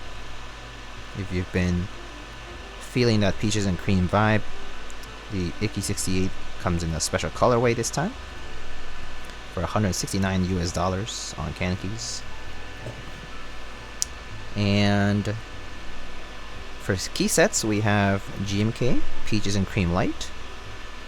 We also today, I believe, the Nice PBT Sugar Plum dropped. I'm not sure if there's remaining stock, but if there is, you should go and check it out. We featured the Nice PBT Sugar Plum set back when we built our Think 6.5 V2, if I recall correctly. It has these nice purple and violet colors and white base alphas. So if you want that high contrast and purple sort of themed key set, that would be for you. There's also the Coffee Chip Switch, a tactile Holy Panda-like switch on CannonKeys that just recently went on sale. Or, I mean, recently, you know, it's being sold as recently. And there's been a restock of a variety of switches, such as mauves and lavenders, and so on and so forth on CannonKeys, so check those out. There's also the ANSI PCB over there. There's the Instant 60 and 65, Practice 60, and 65 as well, I believe. There's a bunch of different stuff. Lube as well, you can find on CannonKeys. So go and check them out. Plenty of stock. We had a ton. There we go. Plenty of stock. So if you're looking for an affordable key set, it comes even cheaper than what I had quoted initially. So pretty good option if you want a cherry profile PVT set out there. And it's in stock, so it'll ship right away. What solder material am I using? I am using oh, I see, it's focused on the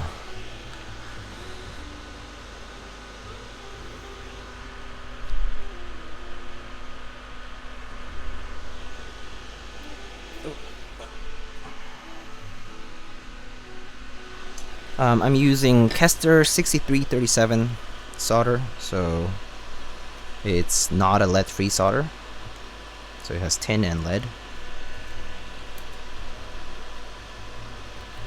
in a 63:37 ratio. And the brand is Kester. If you do exclamation gear, actually, you can find all of the gear that I use for my streams and my builds. So exclamation gear leads you to my kit.co website, where I try to list a lot of the stuff, and they have Amazon listings linked to them, so you can go check that out. Alright, next up we have Mint Autumn. Still working on the Rukia. Nothing new, so we can move forward.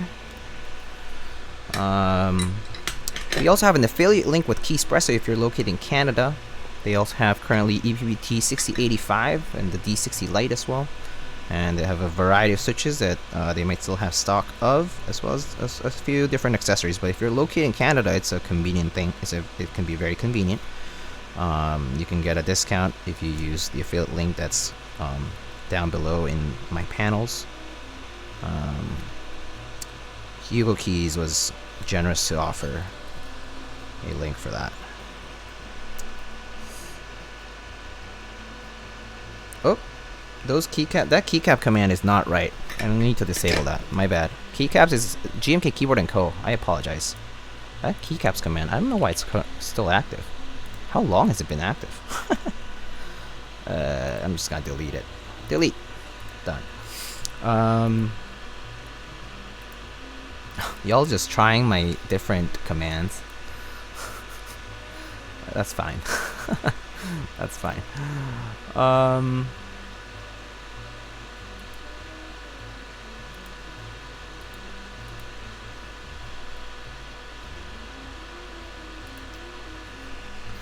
Alright. Next up, we have Novel Keys. If you don't know Novel Keys, you should go and check them out. Novelkeys.xyz, where we have a bunch of different stuff.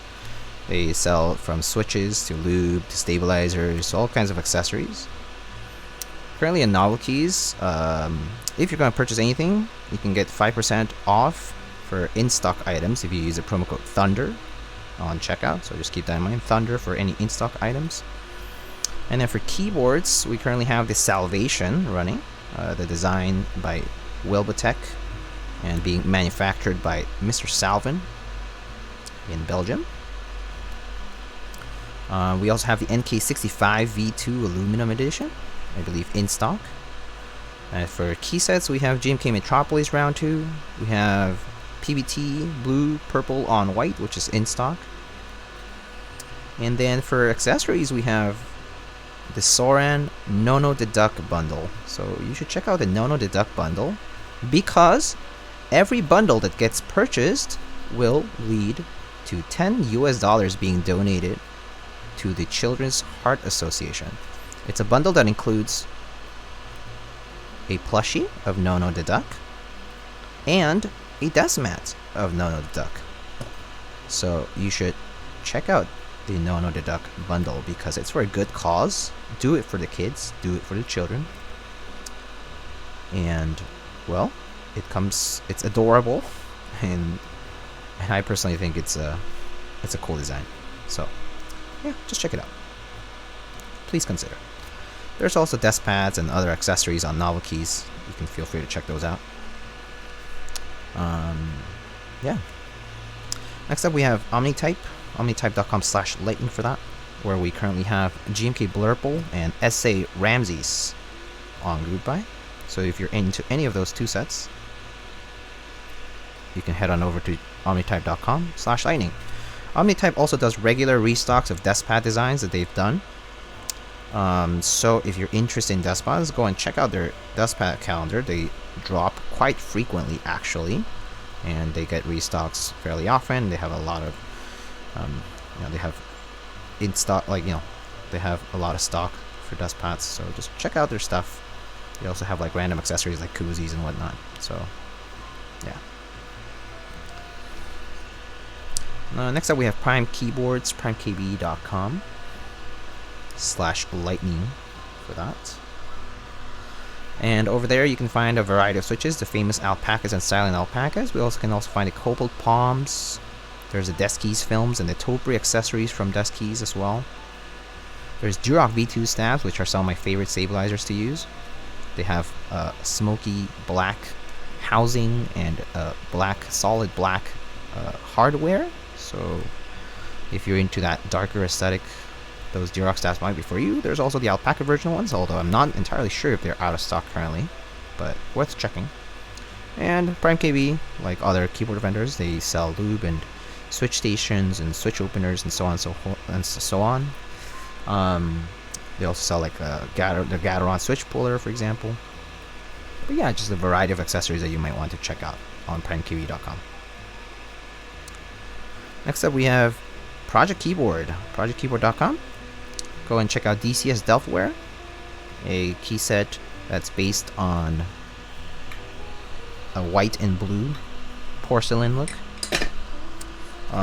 So you might want to check that out if you're into white and blue colors. It's actually done in a very cool way, in my opinion. It's a set that I'm considering getting. And DCS is not widely done these days, but it's basically similar to Cherry Profile, and it has thinner keycaps, that's for sure. But if it's something that you wanted to try, DCS Delftware offers a pretty cool design for you to try on. Of course, it would not be shipping right away, but still.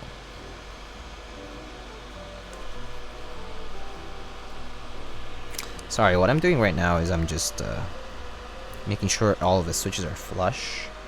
So for some of them that aren't, or it might look a little off, I'm just making sure by heating up the pads and then pushing in the switch just to make sure they're all the way in.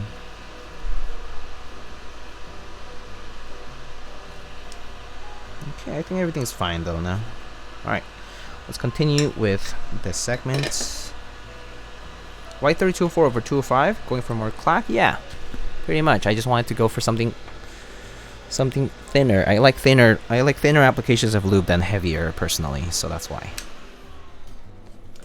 Alright, next up we have Salvin. Salvin's doing the EU pre-order for the Salvation keyboard.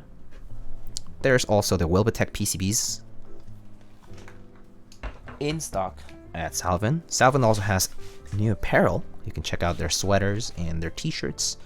They come in a variety of sizes and they're very comfortable. So if you're considering buying something from Salvin, I would recommend the apparel. I think it's pretty cool. And then there is the Olia desk pads, as well as information about all of their collaborations with other vendors and other designers. Alright, so we've soldered this. Let's test it out first before we put it into a case. And then finally we have Space Cables, spaceholdings.net, where you can find all sorts of different collaborations for current group buyed key sets. And then there's also GMK Wasabi V2 on spaceholdings.net, where you can check Sour's newest work with the Wasabi colorway. stock GMK colors, and this time comes in 2 different alphas. So worth checking out if you're into that colorway. Then there's a variety of desk pads. I believe an XHE BDZ lube restock is coming soon. And we can also find the Olia desk pads by Yura over there. This should be the last week, I believe. And that's it. That's it for sponsors and their products right now. Oh wait. Oh, that's the wrong PCB. My bad. Alright, there we go. Let's just test the spacebar first. Okay, spacebar works. Hey Diego, do you like the interview Katana did yesterday? It was fun, yeah. I didn't watch the entire thing. I had to leave towards the end of the night. I mean, towards the latter part. But it was fun.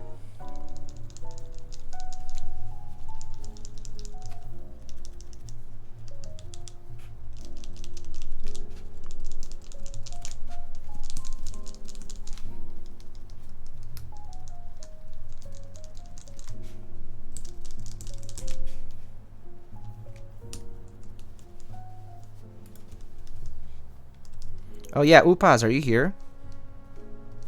Upas, are you here? Just FYI, and the test matrix screen for the DB60 PCB, the spacebar for 7U is not gonna show up, but it registers. Just FYI, if you're here. If you're not here, well then, next time. But yeah, it's not gonna show up on the test matrix screen, but it shows up for, like, it triggers fine. Yeah. Okay. Maybe he's not here anymore. Are those all the same switches or are they different? They're actually the same switch, just different stem colors. Because I spring swapped and lubed the same way for all of them. And they have TX films for all of them.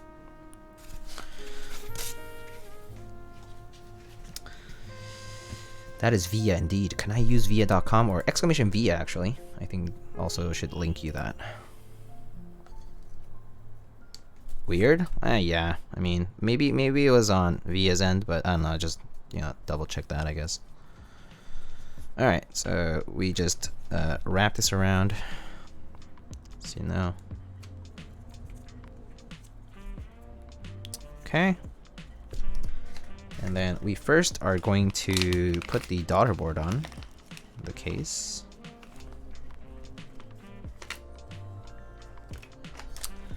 Oops. So the daughter board, just put a couple screws in. Oop.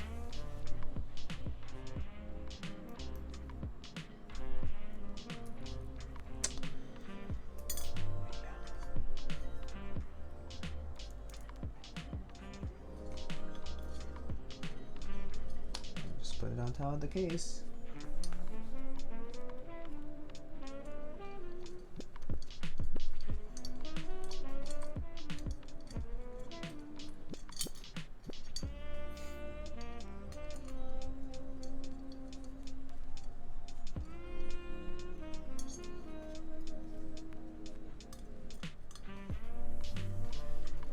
Does your backspace work? Yeah, it was. Why? Did you have issues before? It was just spacebar.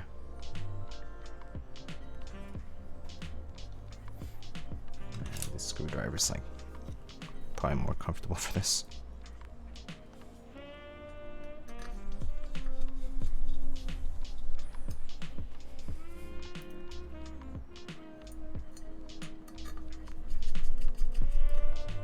Alright, daughter board is on.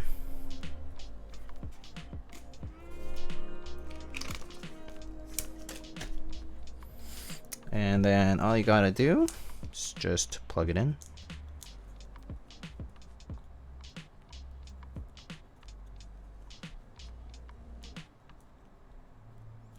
And then just make sure the wires going to the channel here.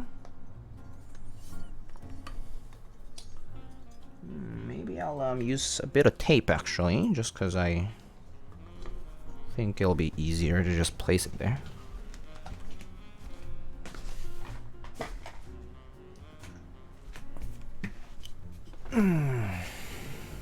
I've seen people use foam layers. Are you using one? We won't use one right now. We'll use one if it's necessary. But I don't think I'll use it right now.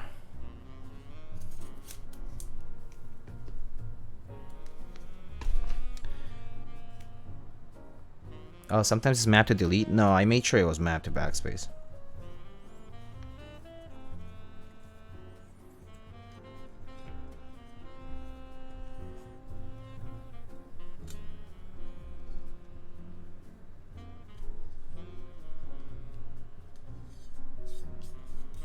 Alright, that's good enough.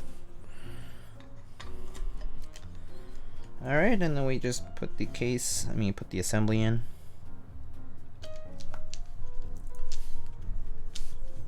Alright, there it is.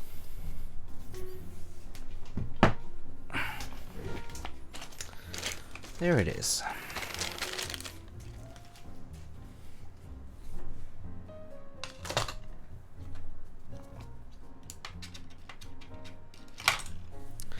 Alright, so taping down daughterboard cables ever since the thermal build? Yeah, might as well, right? Why not? Can you show how to remove it with the wire puller? How to remove what? How to remove what? Sorry. Kaz. What am I trying to remove? The PCB assembly? With a wire puller? I'm not sure I would use a wire puller. Would I have to? I would just do this.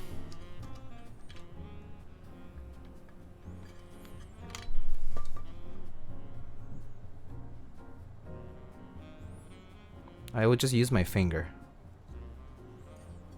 But if you don't want to use your finger, then yeah, you could remove it using a wire puller.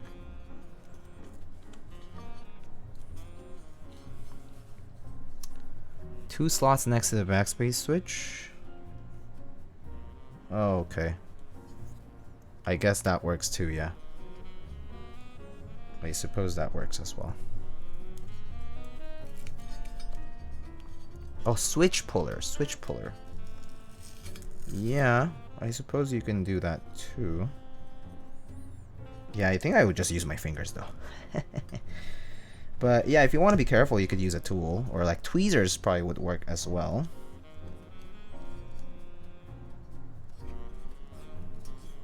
Just regular tweezers.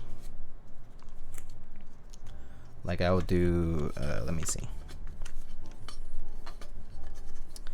Tweezers, let me see what would have good leverage. Yeah, so here you could also use tweezers here or something. Or you could use a switch puller, maybe switch puller, like here. There's a hook here, so let me show you. No wait, not focusing. You could use a switch puller here. You can pull up.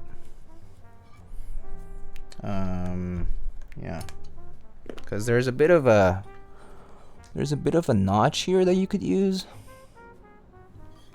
If you want to use a keycap puller, a keycap puller like this one. What would I do if I were here in this position? I would still use my fingers, but otherwise I would just I would just notch, use some kind of, I don't know, I think a keycap puller is kind of uncomfortable. I'll just use my fingers still. Yeah, Fingy the ultimate tool. You can just pull it right here. And then you can just pull it. But yeah, the two slots are indeed for if you need to use a tool. Like you can use tweezers, right? You could just use like two tweezers here and then just use it as leverage, right? You could use a switch puller here. Like I would just do this and then just pull. And then it will come off. Once one side comes off, the rest is very, very easy. So you don't have to worry too much about that. But yeah. There are slots next to spacebar switch as well. Yeah. So you could also do this here. So you see these. You could just do this. And then pull. Yeah, many ways to pull this. Many ways to pull it. Use 2 cards and pull up the back. Yeah, I mean, again, many ways to do the same thing. In my case, I have a strong enough finger, I believe. Oh, he finally found it. I see. Sorry, I'm slow.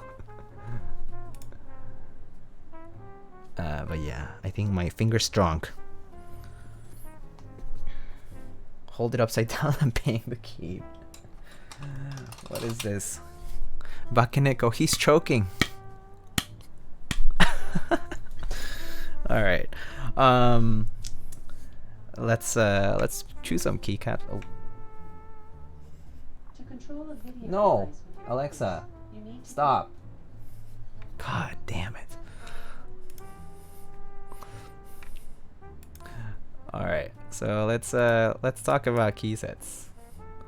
So I have a bunch of different key sets here, except for a few. Let me just oh my goodness, come on Streamlabs, do this thing right. Oh my god. Okay, wait, what's going on?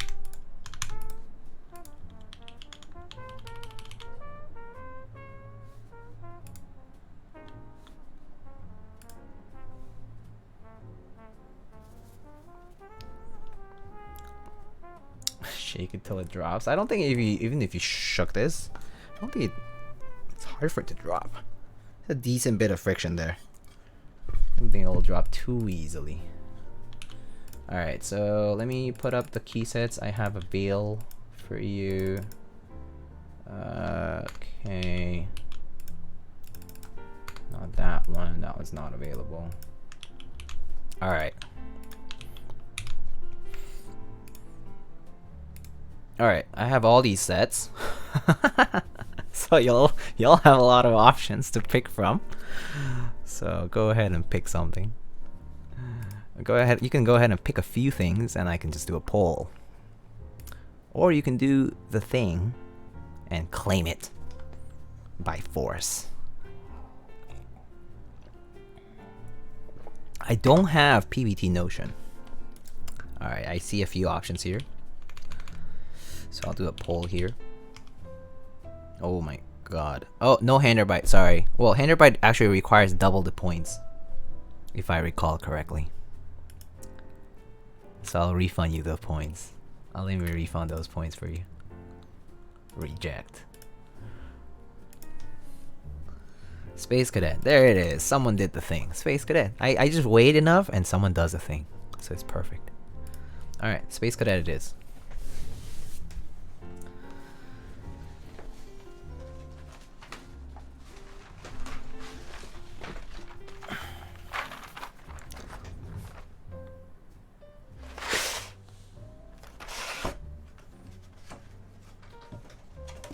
Oh, question, Yoni.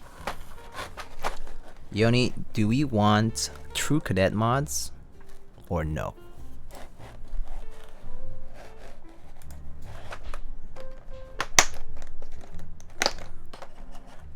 Up to you.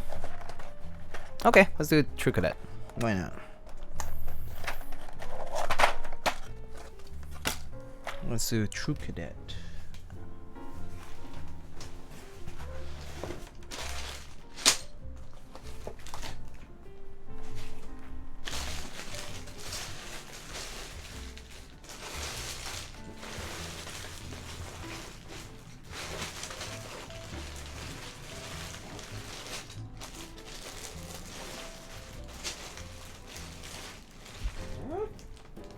You know what? No true cadet.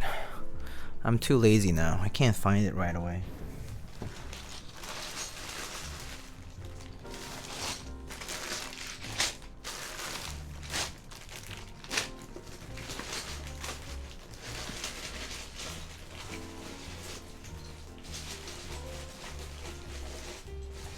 Yeah, it should be here, but I can't see it.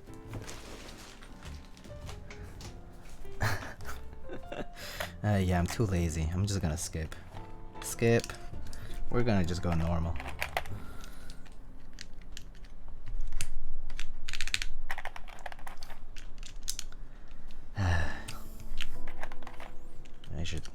should organize my key sets again. This is what happens when you build keyboards and have a lot of key sets to use. You sometimes just can't find things. Which PCB did I use? I used a provided PCB, which is a CannonKeys PCB. It's provided by the. It's provided in the kit.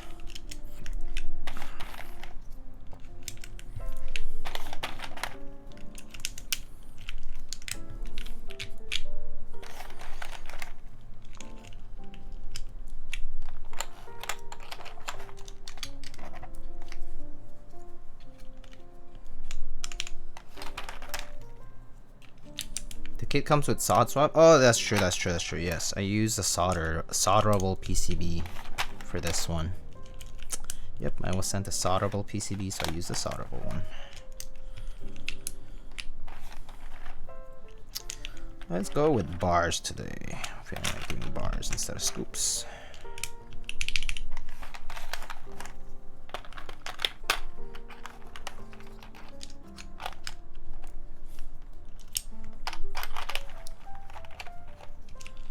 I'm liking this set. I love this set.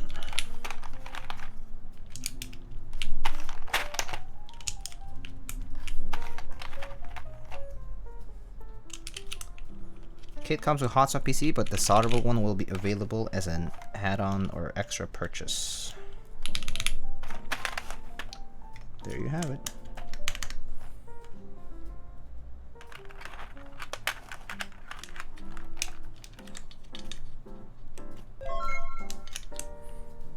Hey, Dennis. Long time no see, dude. How are you?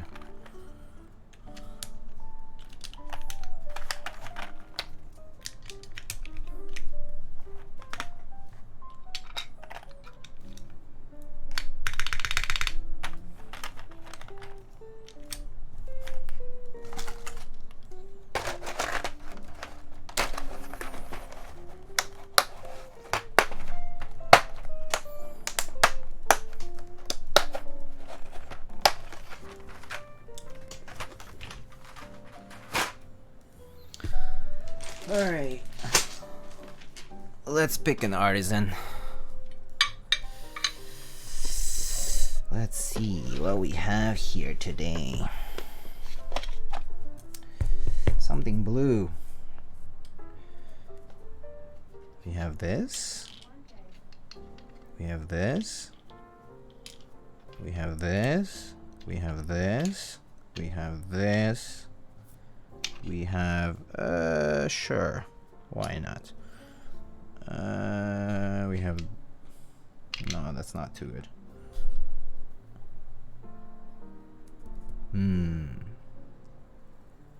Blue Series albumin, the blue drop? Drop?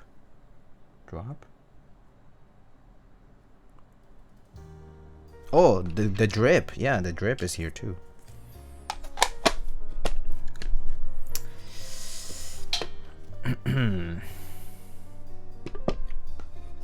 The blue dripping one. Huh, see, someone always does it. Alright, we're gonna go with the drip.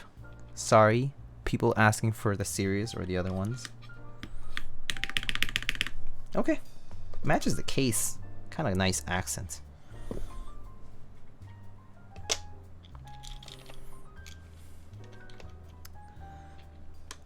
When will this board be available? On Wednesday at 2 p.m. Eastern Time.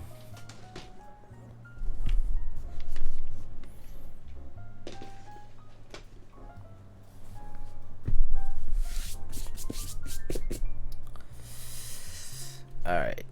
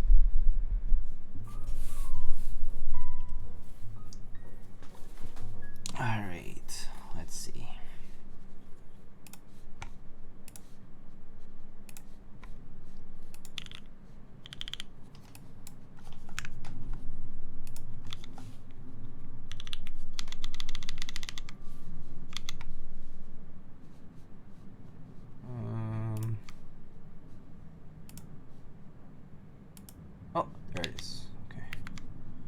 There it is.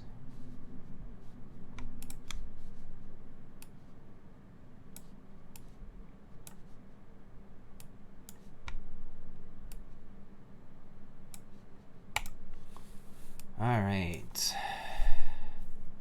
You ready? Don't forget to wait. Oh, thanks for the reminder. I'll do it right after the typing test. Actually, I'm gonna get the scale now before I forget.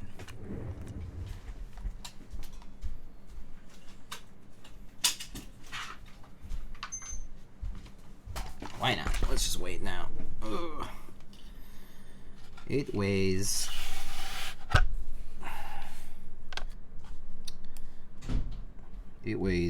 1 kilogram, or 2 pounds and 4 ounces built.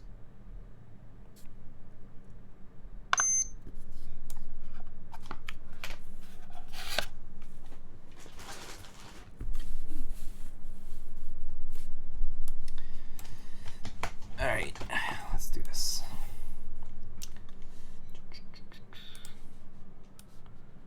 All right, here we go.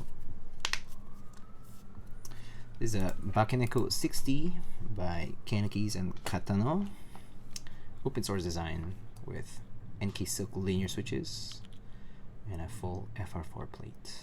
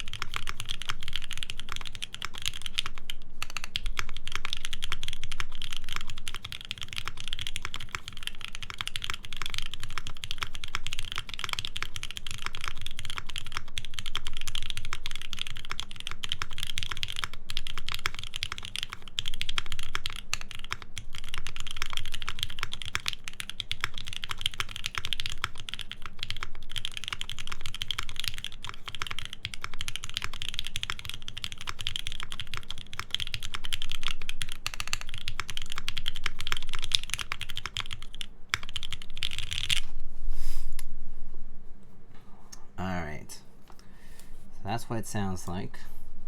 I'm gonna do the mods. So here's the mods.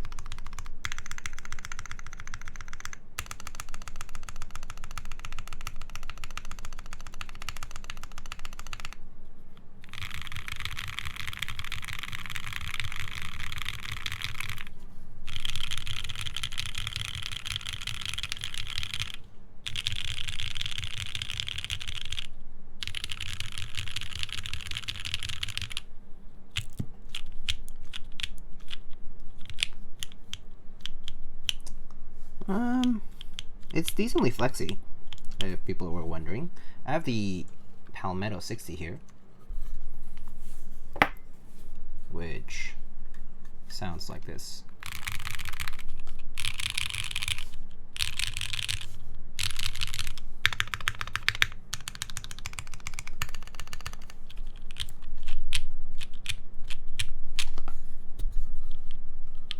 I think the Palmetto has a bit more clearance and flexes a little bit more, but I mean the difference is really null.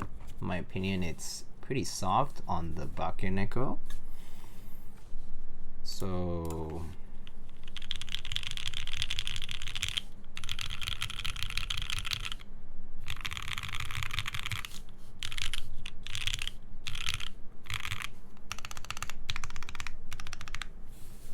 Yeah.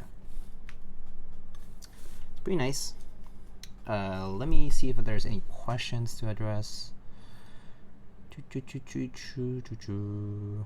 Working from home, how are you?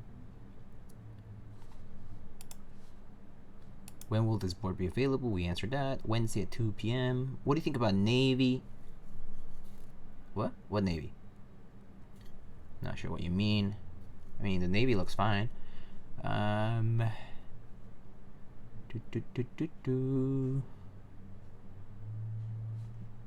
on a unicorn. Oh, yeah. The unicorn, well, mine is built with, my unicorn is built with, ergo clears, so it's a bit different. So if you still want to check it, we can go and check that out. Is it going to be unlimited? It's in stock, so no. Let's see. Kind of sharp houses flex. We answered that. People like flexing boards. People just like softer bottom outs. People like softer type feel. Is what people want, or a lot of people like. Get the corn. Okay, one sec.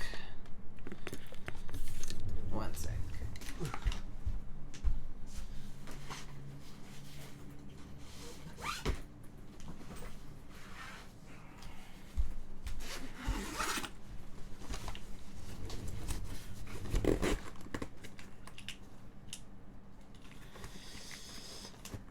So here's my unicorn. So this is my round one unicorn. My round one unicorn right here.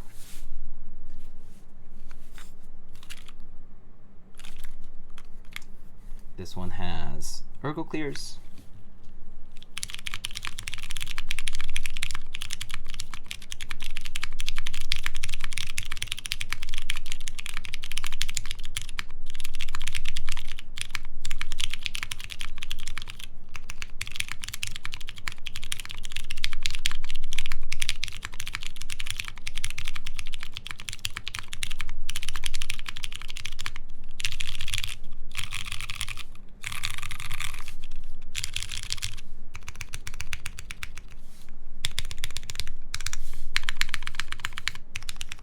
Yeah, R1 had some crooked keys, so the backspace does look a little crooked. Yeah, but it's okay. Whatever.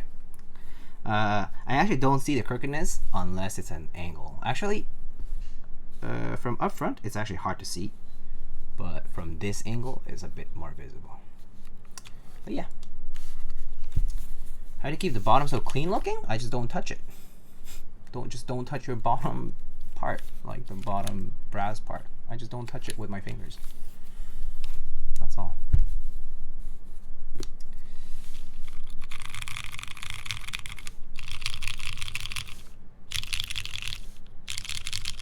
Does your pipe on J-Pink sit high at all?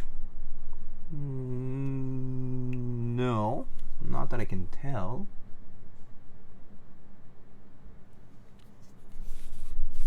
Are you joining the CRP sets for NA drop? Yeah, I'm gonna be broke from that one. All right, let's bring it back to this guy.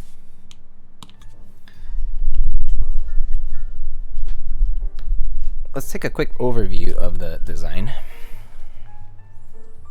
as we usually do. How do you like ergo clears? I love ergo clears. I think they're the better tactile. I much prefer them to Holy Pandas and all that stuff. So yeah. All right.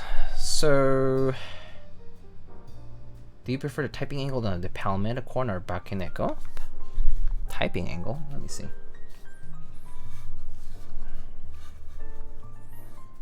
Typing angle is slightly steeper on the Palmetto. Maybe like 1 degree steeper.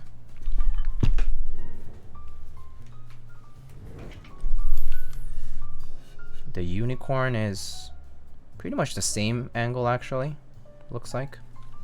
So I don't mind either actually. I personally think both angles are totally fine to type on. So yeah, I don't have issues with it. I think either is fine. I think like but low angle is good, but this one's not that high either. You know what I mean? Like they're not that steep, so it kind of makes no difference to me. If that makes sense. Yeah. So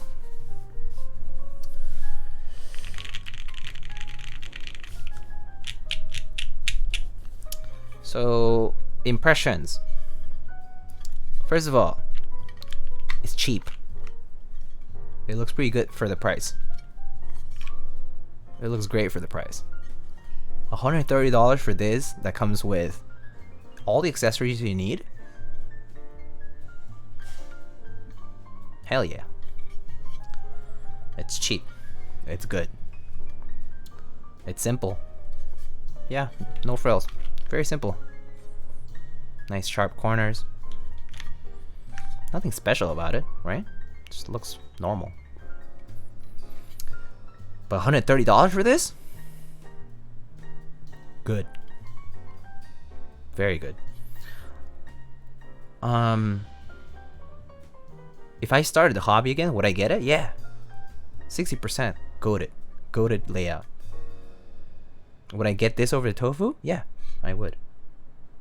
Does it type softly? It does. The O-ring's doing the work it has to do. So it works. Do I want to take it apart for a bit and show you? Like if I wanted to, take out the assembly, it's not that hard to do for me. I just use my finger here, take it out, right? You can unplug it. Interior might have some defects, like yeah, sure, you can see these sprue marks, some discoloration on the inside, right?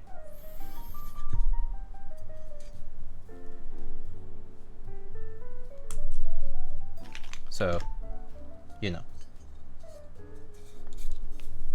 some discoloration on the inside, right? Sprue marks, hook marks, whatever. It's on the inside. You won't see it. Put the PCB in, you won't ever see it again. The outside, how's the outside? Looks pretty good. Pretty good. I mean, yeah, these are my fingerprints because my hands are a bit sweaty. But oh, guess what? You get a microfiber cloth, so you can just wipe it down. So you wipe it down.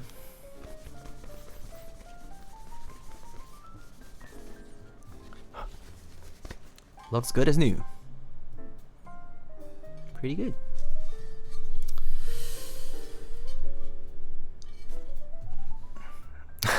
Tornado. Yes, microfiber cloth is included.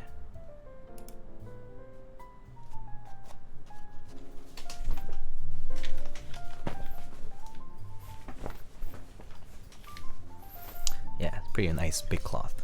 That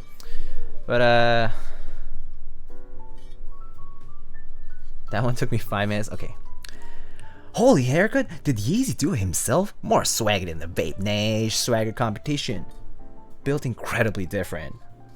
And Turtle on the Tiger is actually Gatoron, by the way. Best one yet. Hell yeah. Boy. We fresh today. Yeah. So this case.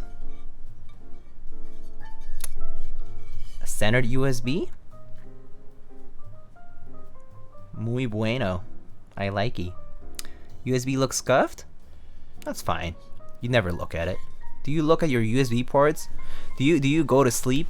Like before you go to sleep, do you unplug and you're like, oh my god, my poor USB port looks so scuffed? Do you ever do that? No. So do you care? Probably not. I don't. But it looks good. For the price, this is a very good deal. FR4 plate is, FR4 plates are cheap to make and but they're very nice to type on. People have raved about them a lot, and the sound is pretty good on them. They feel like rigid enough, but not too soft, not too rigid. So nice middle ground. Aluminum is good too, but FR4 is good as well. So.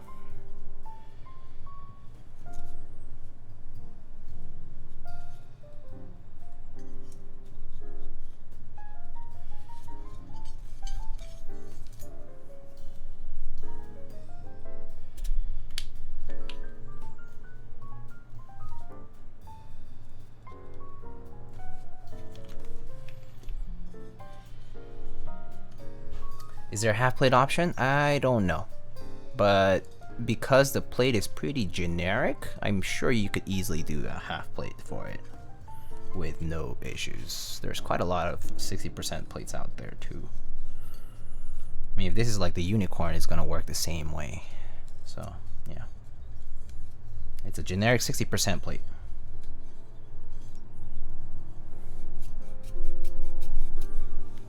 Does the O-rings feel similar to the corn? Yeah, pretty similar. I'm not sure about the durometer of the rubber of the O-ring. I don't know whether this one's softer. I think it might be softer or similar to the unicorn. I actually just don't remember what I had on mine. But this is 50A and it's pretty soft. Pretty flexy, bouncy. Like it's not like it's very elastic.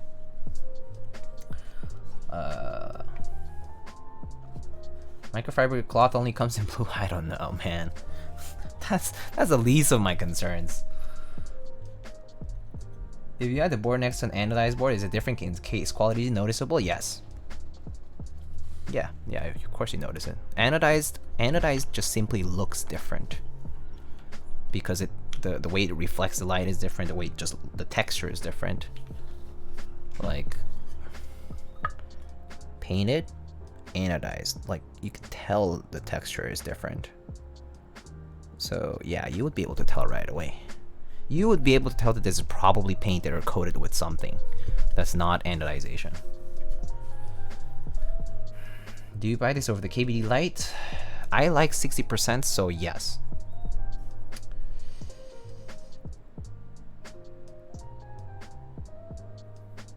Can we use any standard 60% plates? Yes. This has a north-facing spacebar and south-facing enter. So assuming you got those right, and south-facing for everything else, pretty much. Yeah, so it's south-facing everything else and north-facing spacebar. That's what you have to get right for the plate.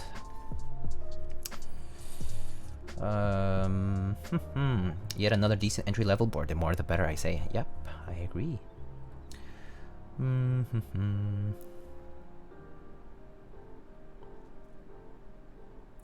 80-20 phrase is true for the hobby. 20% of the effort takes you 80% there. The last 20% of fit and finish that costs the most. I agree. Yeah. That does apply. What keycaps are in your black keyboard? This is GMK Keyboard & Co. What about the PCB? Can I use one without the cutouts in the top and bottom? No, you can't. You have to use a PCB that has the cutouts for the pillars, because if you don't, then the whole mounting system doesn't work. Oh, Jeff, happy holiday in case I don't see you tomorrow. Happy holiday.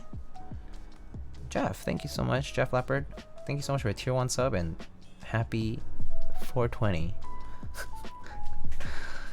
Happy holiday indeed. How fast do you think it'll sell out? I don't know. Pretty quick, probably. I mean, it's a very competitive price point. I think a lot of people will try to participate in it. There's a lot of newbies in the hobby, and there's a lot of people who might just want to have a board that's budget friendly. So I would imagine that it will be a competitive bit of purchase experience. Hey, Gerald Juby, how you doing? Nice haircut, thanks, Joe. Are boards and the hobby in general gotta get more or less expensive in the next few years? Probably more expensive. Or actually, depends. It's an economy of scale. If we scale it properly, if we are able to scale like properly and make a lot of things for cheap, like as in like hit bigger MOQs and whatnot, then maybe the price will stay the same or even lower. For some things we'll get like better bang for the buck. But for example, machining is not free and material costs have been going up steadily over the past decade. So I would imagine CNC milled aluminum boards, for example, might be more expensive in general. Machines are not free. No, you gotta pay people for their labor too. So assuming those things inflate, they'll inflate along with the hobby. Yeah. But so far, yeah, prices have been going steadily up. Also because there are vendors trying to capture more of that market and like more like share, like more of the piece, you know, bigger piece of the pie, so to speak. So that's also like another factor. I mean, it depends on the vendor too. Everyone's different, and also like margins are different. People consider the economics of this very differently. So it's a very depends kind of question and answer, but I would still say some things will go up in price and some things might decrease as they get produced a lot more. And by a lot more, I mean like in the tens of thousands or something like that. I don't know. But I don't know if we'll get there. Like, I don't know how long it'll be until we get there. So, yeah. Exclamation free machining. Free keyboard, please. But yeah, this has a decent bit of flex. I'm not sure if I can show it though. It's like, it's hard to show this. It's like, how do I show it?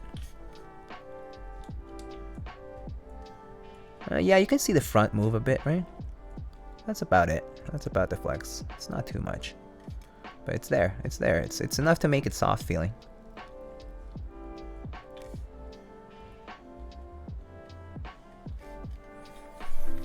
I mean, I'm also pressing pretty hard, by the way, so just keep that in mind. You're never gonna press this hard on your typing, so unrealistic.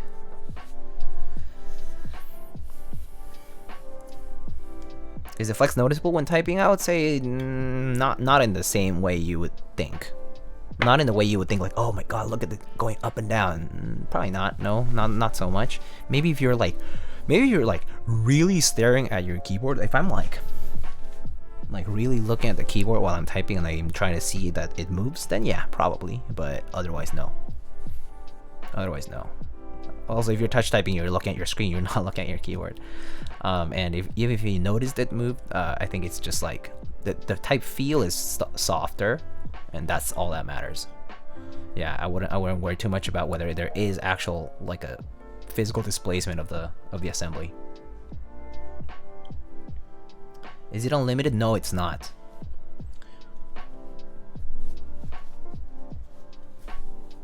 How many units are going to be available? I don't know.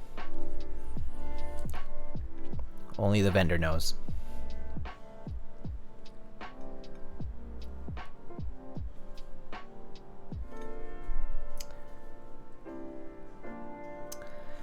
I'm gonna do it one more test and then we'll go.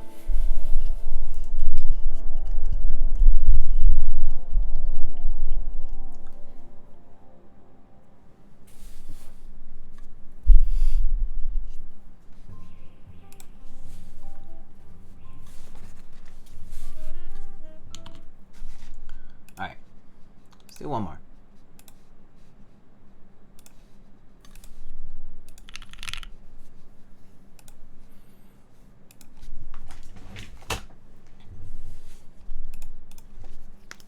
Alright, here we go. Bakeneko60 with NK Silks on a full FR4 play, okay?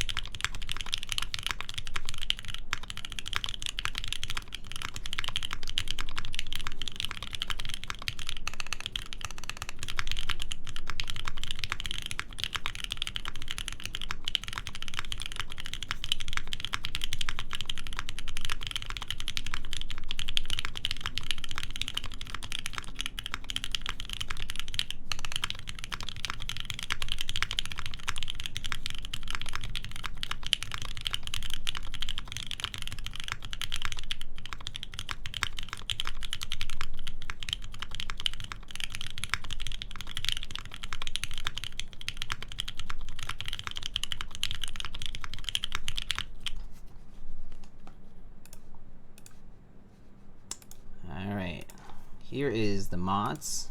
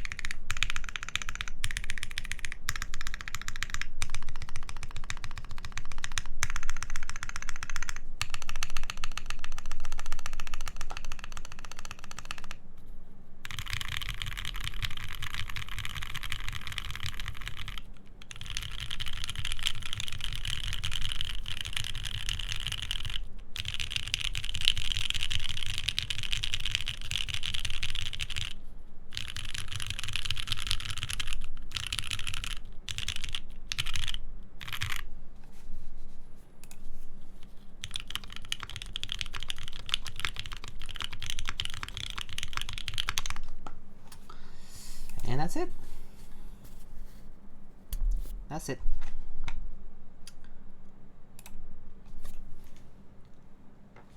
So, hope that helped.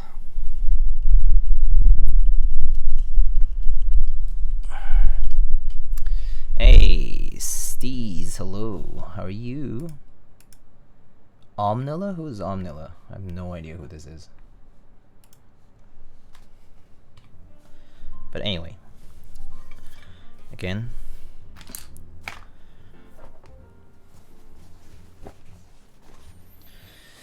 just a quick look at the board. One more time.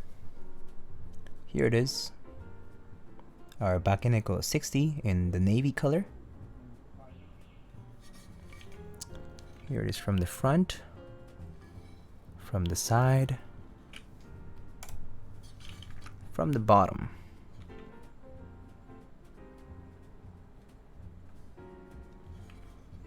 From the back.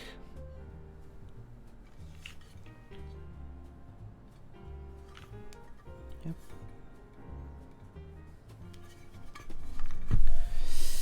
How do you think this will compare to D60 Lite? I'm not sure actually. Is the D60 Lite the same configuration? I think science speaks for itself. If you make something that looks very close and acts the same way, you know, it's like if it quacks like a duck, then it's probably a duck, right? Like, I mean, I'm not sure. D60 Lite KBD fans. Let's see. D60 Lite PC version.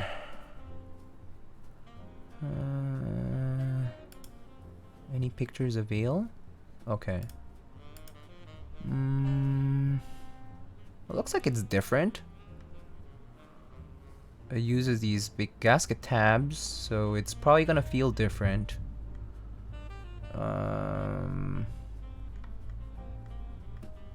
But I mean, if they have a competitive price market, then, you know, fair. I think they're different boards though, but I think if they are at the same price point, people are gonna choose to buy one or the other. Would I say you should buy this over the other? No. That's your choice. I wouldn't. I don't know.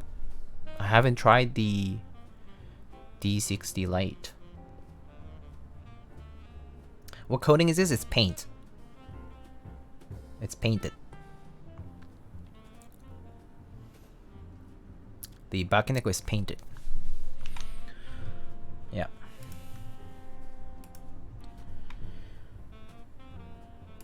Alright.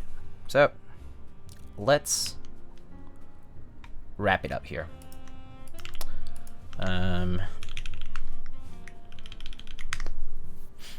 So let's see.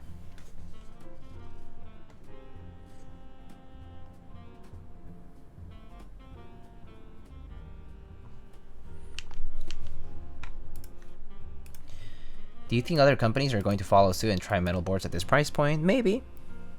Possibly. I mean, GMK Pro kind of has. I mean, GMK kind of Glorious kind of followed suit with their 75%, right? So maybe we'll see more of that. Yeah. Can I predict it? No. If I could predict the future, I would have invested in Dogecoin. I would have bought a lot of Dogecoin and Bitcoin and other things. I would do stocks instead. Why would I do keyboards? I would just try to become a Warren Buffett or something. Alright, let's see who's streaming. So for keyboards, we currently have Kimchi Jody Boy streaming. If you want to see what he's up to, I see Dutch Master W. Never seen them before, but they're apparently doing a mode 80 build. If you're interested in that. I don't see any other keyboard people. Oh, I see they are, but not sure who they are. But I mean, again, there's another wooden keyboard case, KD75 V2. Huh, interesting. And I don't see any other keyboards.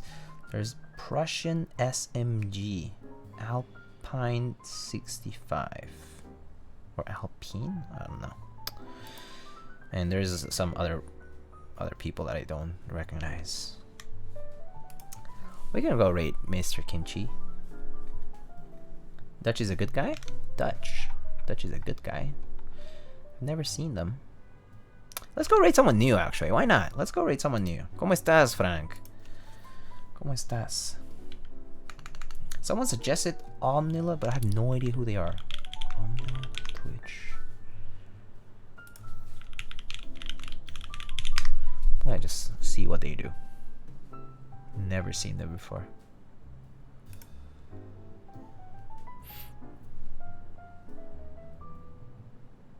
What are they up to? NK Cream Lube Stream. Lube Stream. I think I would rather guide someone to who's doing a build right now. So let's go raid Mr. Dutch Master. Let's raid Dutch Master W. Mature audiences. Ooh, okay. But everybody, thank you again for the support. Thank you for watching. Everyone who came from the Apiary stream, thank you so much for sticking around for the build. For those who came from other places, thank you again. Lurkers alike, everyone's welcome and thank you so much. Next stream will probably be the Salvation by Wilbitech and Salvin. When exactly it's going to be, I have not yet announced it because I have a lot of deadlines this week, and I also have some plans for on Saturday, and so like I need to plan some things around. I need to move some things around. I need to finalize my schedule, and once I do, I'll announce something. But it's likely to be on the weekend, not during the week. Okay. But yeah, I'll probably see you then. I'll probably build it with pewters. And I will also have other builds to try out that have been built into other cases, so just come and swing by. Maybe you'll see something interesting. But I'll catch you guys later. Thank you again. Have a great week, and take care. I love you all. Thank you. Alright, let's go.